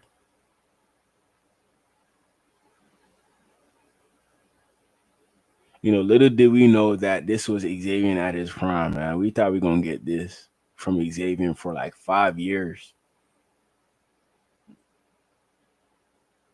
You know, that boy was an interception machine, man. He was getting them for turning the ball over. You know, you can make a lot of mistakes at cornerback, but if you're getting that ball back for your offense, man, you know, nobody gonna look at you any different, man. They're gonna look at that as a good game. Because let's say if you intercept the ball and that helps your team score, you know, that's low-key on the cornerback getting that interception. So you really got to respect Xavier Howard for getting the ball back to our offense consistently, year in and year out. You know, he kind of slowed down in regards to him having that 1 year with 10 interceptions. You know, I thought we were going to see at least 3 of those years from Xavier, 10 interceptions plus. But you know, I was wrong, and we did not get that. Did not get that. But now it seems like the new interception leader is the safety from the Lions, Kirby Joseph. That's the new guy. I think he had like 7 last year. 7. He probably gonna get 6. So we're gonna see who's gonna be that interception man in the NFL. You know, we had him before with Xavier Howard. We had him. You know, now he not on the team no more. So we gotta find that new person that could bring that type of, you know, turnover ratio based off them just playing cornerback. You know, we need a cornerback that's gonna get the ball back. That's what we need right there. With or without Jalen Ramsey, that's the type of cornerback we need to bring in. That's why we interviewed Rasul Douglas, because he's known for getting a lot of interceptions. Because that's really what we really need. You know, but if we don't have that, man, we're gonna have to hope the D-line could get there quick so they could throw the ball fast, and that could make our young DBs look better because the ball coming out quick. You know, so. But shout out to Xavier, man, being the head coach for this team. Shout out to him. Let me see. Can I find him? Western football.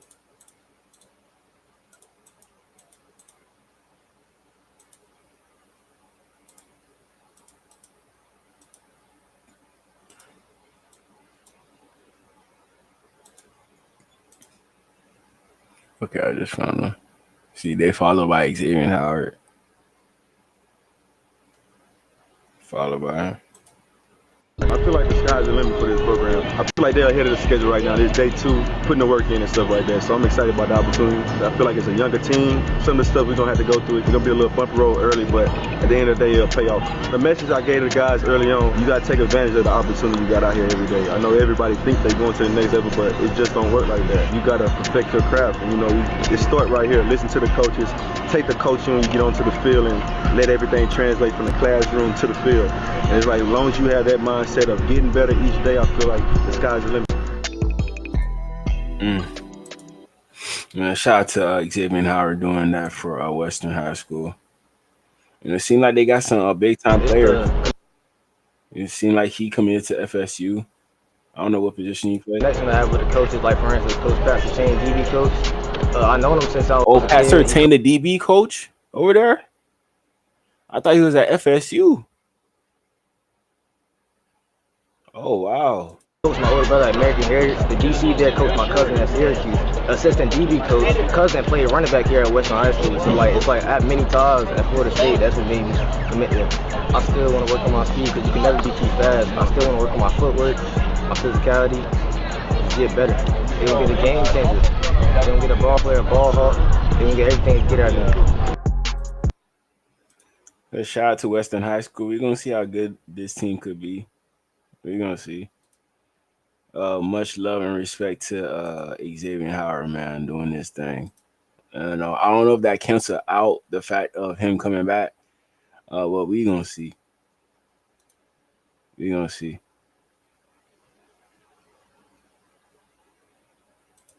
Sir. You see that phone? They see that phone? That phone? Here. The workout.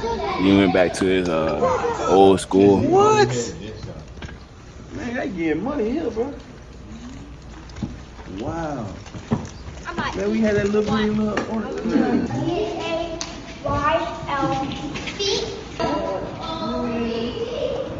Freak, they hard. They harder than I was going. They got us beat. Oh my God. Yeah, Baylor always had good facilities, man. Baylor always got good facilities. Lit. Sir. You see that phone? But yeah, shout out to Jalen Ramsey, man. Huge inspiration. You know, it seemed like off the field stuff, it has cleared out. We're not hearing nothing no more of Jalen Ramsey. You know.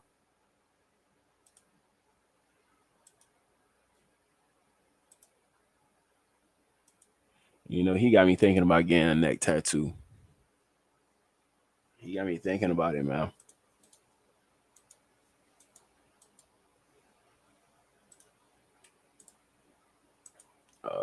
What next I got for y'all?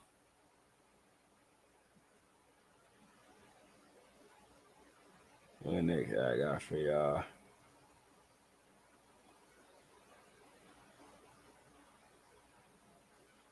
All right, so I got this a little video, man, of this guy getting pulled over.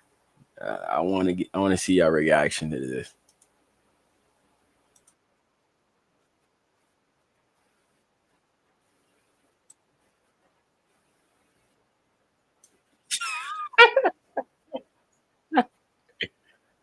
Oh, hold on. Oh, it's not. I watched it too early. Hold on, my bad, y'all. Please tell me why you stopping me? Yeah, I'm about to. Huh? I'm about to. What? I'm about to tell you. Stop sign? No, I said I'm. What stop sign, man? I said I'm about to tell you. You say stop sign? No one said stop sign but you. Why you stopping me? You made an improper right-hand turn. When you're trying to do a new road, you got to turn that closest lane, sir. Let me get my ID out for your partner. I appreciate you, man. Can you hand me the beer as well? Huh? Can you hand me the beer? Who? The beer? Can you hand me the beer? The alcohol. There's no beer in there. I can see it. It's right there. Hey, hold it. Don't be searching my car. We're going to stop me talking about I ran a stop sign. Bro, he even stepped out the car. Yeah, he said, "Don't be searching my car." That's crazy. So what's going on here? We had an open container in the car. Wow. What? Why did you stop me in the beginning? What's the proper call? You made an improper right-hand turn. What is the proper call? You had to turn into the closest lane provided. I want you to say that right here. I did multiple times. What? Improper right-hand turn? Yes, that's why you're being stopped. Are you for real? Like, and then you also have a beer. I was at a house and y'all got a warrant to arrest me. I did? About an improper turn. Are you kidding me? No one got a warrant to arrest you. We just traffic. It pissed me off, man. How much you drink tonight? Wait a minute. I gave you my bank card too? No, this is your license. Mr. Robinson, I'm over here, man. How much you have to drink tonight? Sir? How much did you drink tonight? Who? How much did you drink tonight? I don't really drink. That was the beer you were just trying to grab out of my hand. I ain't finna lie to you, I don't drink. What? You don't drunk? I swear to God, I don't drink. All because of an improper turn, as y'all say. A misdemeanor. Ain't that a... He do look like him, though. He do look like him. I ain't gonna lie. I'm not even gonna lie, man. What other video I got for y'all? Bro, I gotta make sure y'all can see this one. I gotta make sure. Should I zoom out? Okay, I should. Okay, this should be good. they done came out here deep. This shit done got real. Bro, this shit done got real, bro. Look at this shit. These niggas out here still fighting. Look at them still fighting with the police here. Oh, they got big Zooties out there. She got the taser. Oh, yeah, it's going down over there. Crazy. And they getting tased. All they ass getting tased. He hitting the bump. But they is not playing, boy. But she about to get tased again.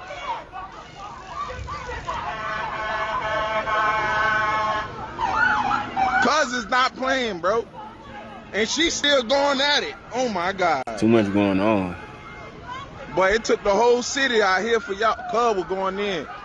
Cuz, I ain't gonna lie, boy. You holding it down, bitch.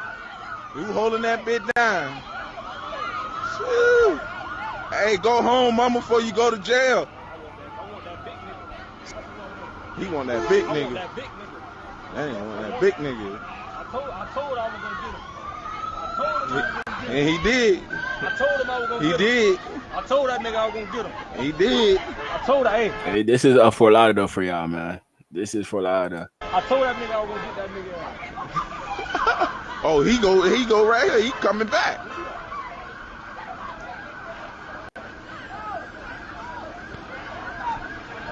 Man, he about to start something right here. He not playing. Bro, look at Trolley's Fort Lauderdale police at his finest. They all coming. Bro, they all coming. These boys brought out the city today. Look. They brought out the city today. They still coming. Boy, go home, bro. Go home, bro. It's like troll versus people.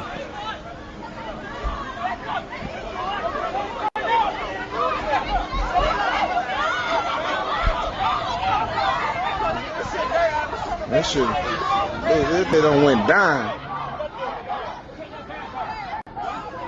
Hey, bro, go home, bro. Yeah, what he mad about, man? Go home. What is this guy doing? He about to swing on troll? He wild, man. He is wild, man. Look how he got his finger pointing, bro. Hey man, hit it. Y'all sleep, boy. Y'all boys sleep, boy. Y'all leave them police alone, boy. They gonna...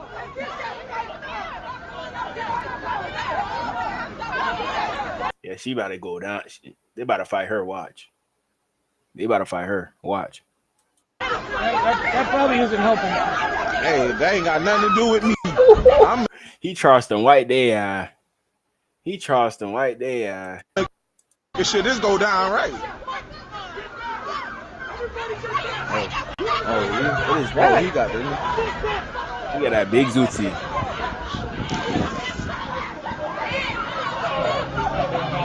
Oh, they're going in. They still fighting. They still fighting.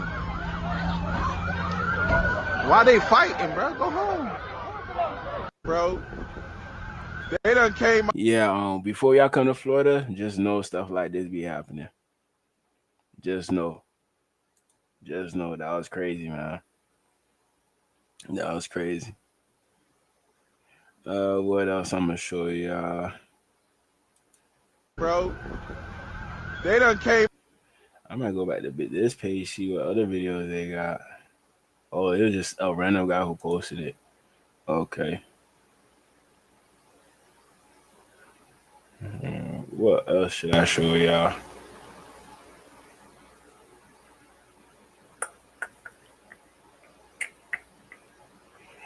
I'm trying to find anything. This is one of the most beautiful countries in the world. In fact, it's so beautiful that you're required to sign a pledge in your passport promising to protect it before they even let you in. It's a place where giant limestone islands shaped like mushrooms seamlessly rise out of the crystal clear water, which are surrounded by some of the most vibrant coral reefs on Earth. Commercial fishing is also banned in 80% of its waters, so it's become a marine sanctuary and one of the top diving destinations in the world. It's the only place on Earth where you're guaranteed to see manta rays, sharks, turtles, and thousands of fish. We spent our days kayaking through hidden lagoons, diving into World War II wrecks, swimming with millions of stingless jellyfish, and covering ourselves in white mud scoops straight from the ocean floor at a place the locals call the Milky Way. So, where is this mythical place, you ask? This is Palau, and it might just be the most incredible place you've never heard of. Save this reel to your travel bucket list and tag someone you'd bring here. There's probably like 2 bands. I bet y'all that much. Probably way too much money, man. Way too much money. Surprisingly enough, I'm not tired yet, man. So I got more content. Yeah, I'll probably just go off the bone with this one.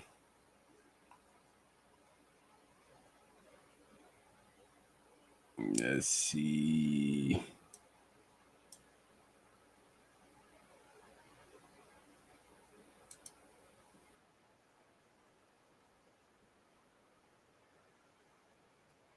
A way to drain all the Earth's oceans through some mysterious portal at the bottom of the Mariana Trench.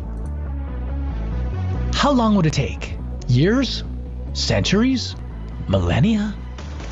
Would there be any life left on Earth when the pumping was over? What if it happened overnight? This is What If, and here's what would happen if we drained all the world's oceans. Ocean water makes up 70% of the Earth's surface. How much liquid is that exactly? Well, if you could put all that water into Olympic-sized swimming pools, you'd need this many of them. Even if we opened a portal about the size of a basketball court, it would take us hundreds of thousands of years to drain the oceans. They hold over 1 billion cubic kilometers of water. But what if we had a pump powerful enough to drain all the oceans in a minute? What would happen then? Sure enough, swimmers, sailors, cruise passengers, everyone out on the ocean would feel the effects quickly. Within a second, boaters and swimmers in shallow water would crash onto the bottom. They'd get away with a few broken bones. Deep ocean ships wouldn't be so lucky. A Titanic-sized liner would hit the bottom in 30 seconds and smash into tiny pieces. The same thing would happen to just about every large ship on the ocean within the first minute. What about all the sea creatures? You already know the answer. It would literally be raining fish, since all the whales, dolphins, and other big aquatic animals curiously exploring the surface would be falling to the ocean floor. As for those already near the bottom, they'd be lucky not to get sucked down the drain along with the water. But what comes next is where the real trouble begins. Our oceans have two life-supporting roles. First, they regulate global temperatures by absorbing energy from the sun. They push warm tropical waters north and south and circulate cold waters back to the equator. This way, no place on Earth gets too hot. I don't want to hear or about way Earth too right cold. now. I'm sorry. Global climate control. Manages everything, proposals and contracts, project management, and payments. I used to spend over 12 hours a month on busy work. So this is $1 million worth of Calcutta gold marble in the bathroom of a $25.5 million penthouse. Yeah, I had to check this out right here. I've been thinking about moving to Miami. I've been thinking about it, but we're going to see. We're going to see. I probably can't afford this right here. I probably can't. House in Miami. My name's Eric Conover, and I'm going to take you on a tour of this one-of-a-kind luxury listing.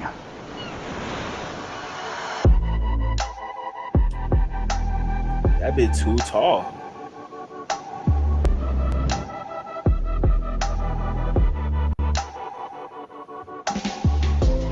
They do look nice.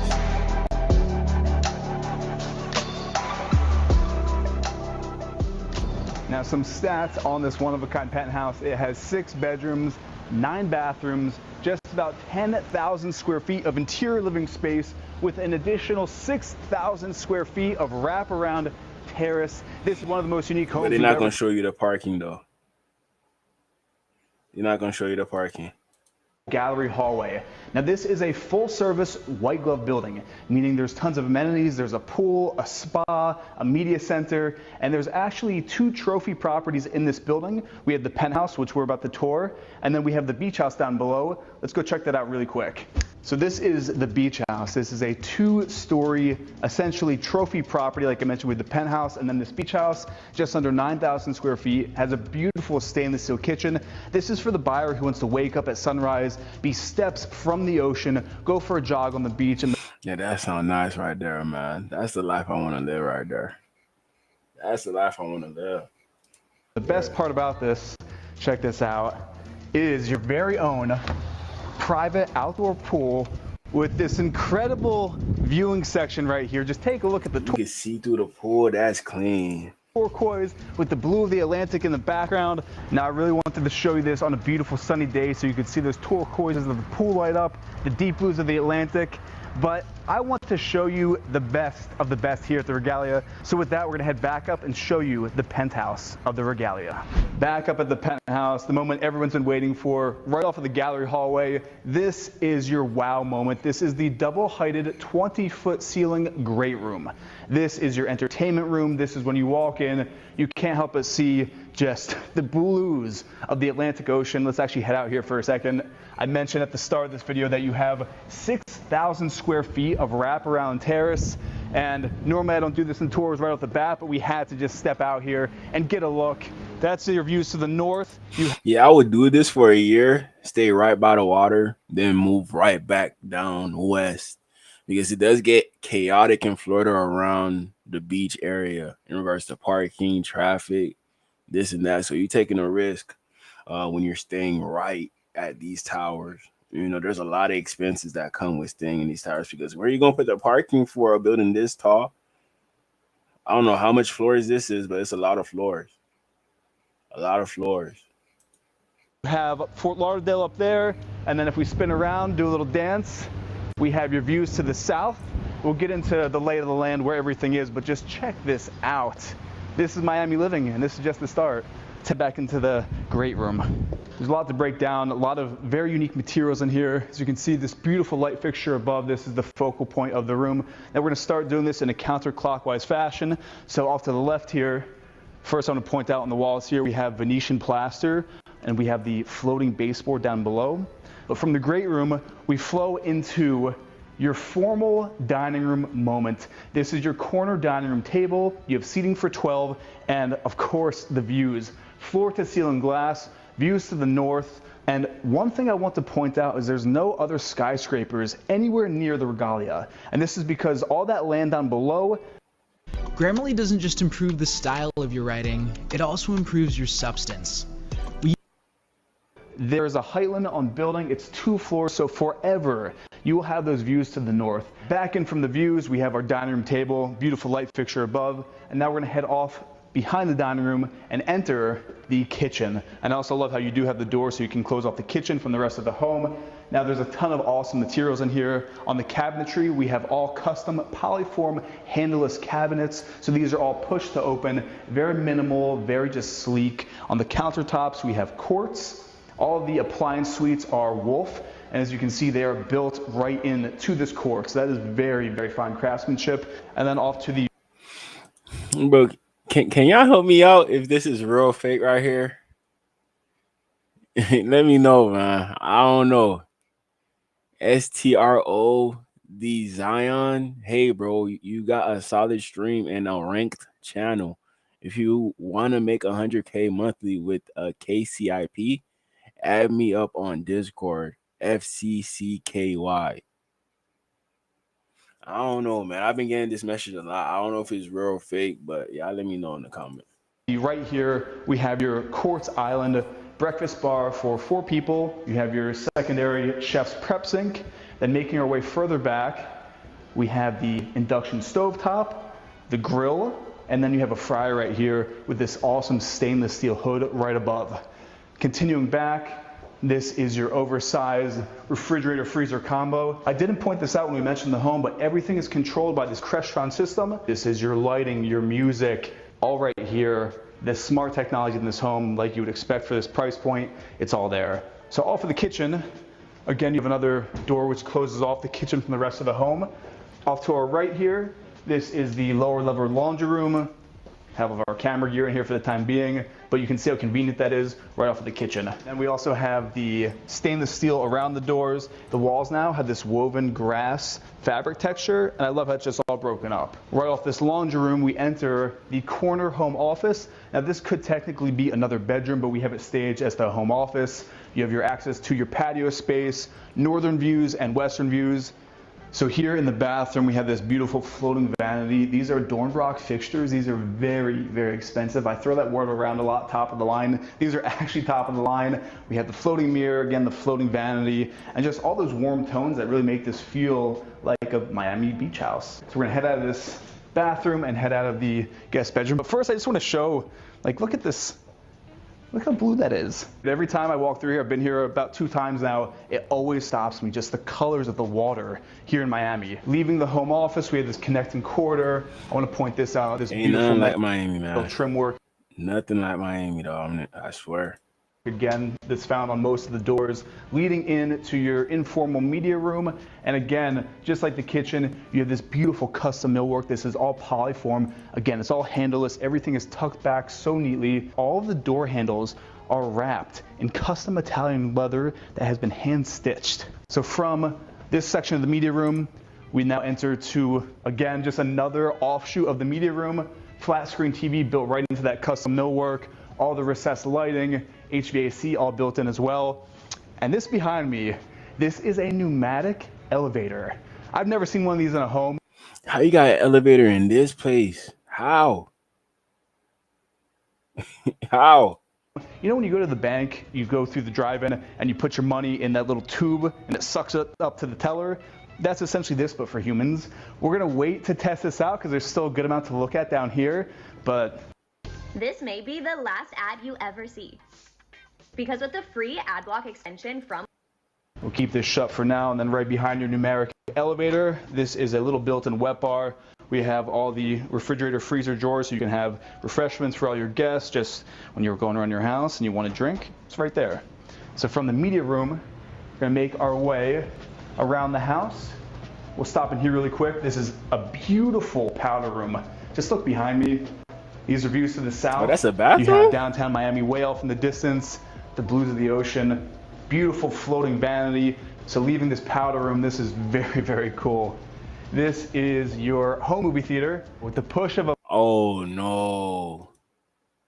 What? Button, drapes close. You know, if you want the views, you can have the views, or if you want to be totally immersed in your home theater experience, shut those drapes. You have the raised platform. We don't have any couches in here yet, man, but you do have that stadium seating with your projector, all the custom millwork behind here, and even this These are custom leather panels that are soundproof. So you could have, your typical soundproofing, but they chose leather, just keeping with that nice elevated feeling. Those details throughout the whole place. And that's from cool, your yeah. home theater. Again, we have another powder room here off to the side, so you have dual powder rooms on either side of your home theater. And then this is your home bar entertainment area. This is a fully customized onyx bar. At nighttime, this thing's lit up so beautifully. Behind the bar, we have quartz on the countertop, built-in ice machine, and then right at the very end, I love these drawer, refrigerator, freezer combo. And even here in the bar, you'll notice the handles are wrapped in that custom Italian leather. This itself is a statement piece, your wine storage. And like I mentioned, this breaks up the lounge. From then on the other side, we're now back into the great room, and we're gonna head upstairs, up this beautiful floating limestone staircase. Yeah, I'm not gonna watch the whole thing, man. You just wanted to see it. It was on my React page. Just wanted to see it. This is 1 o'clock in the morning, man. I don't want to go on Twitter. I already see some crazy stuff on Twitter that I don't want to react to. Most definitely. You see, I see where it says water.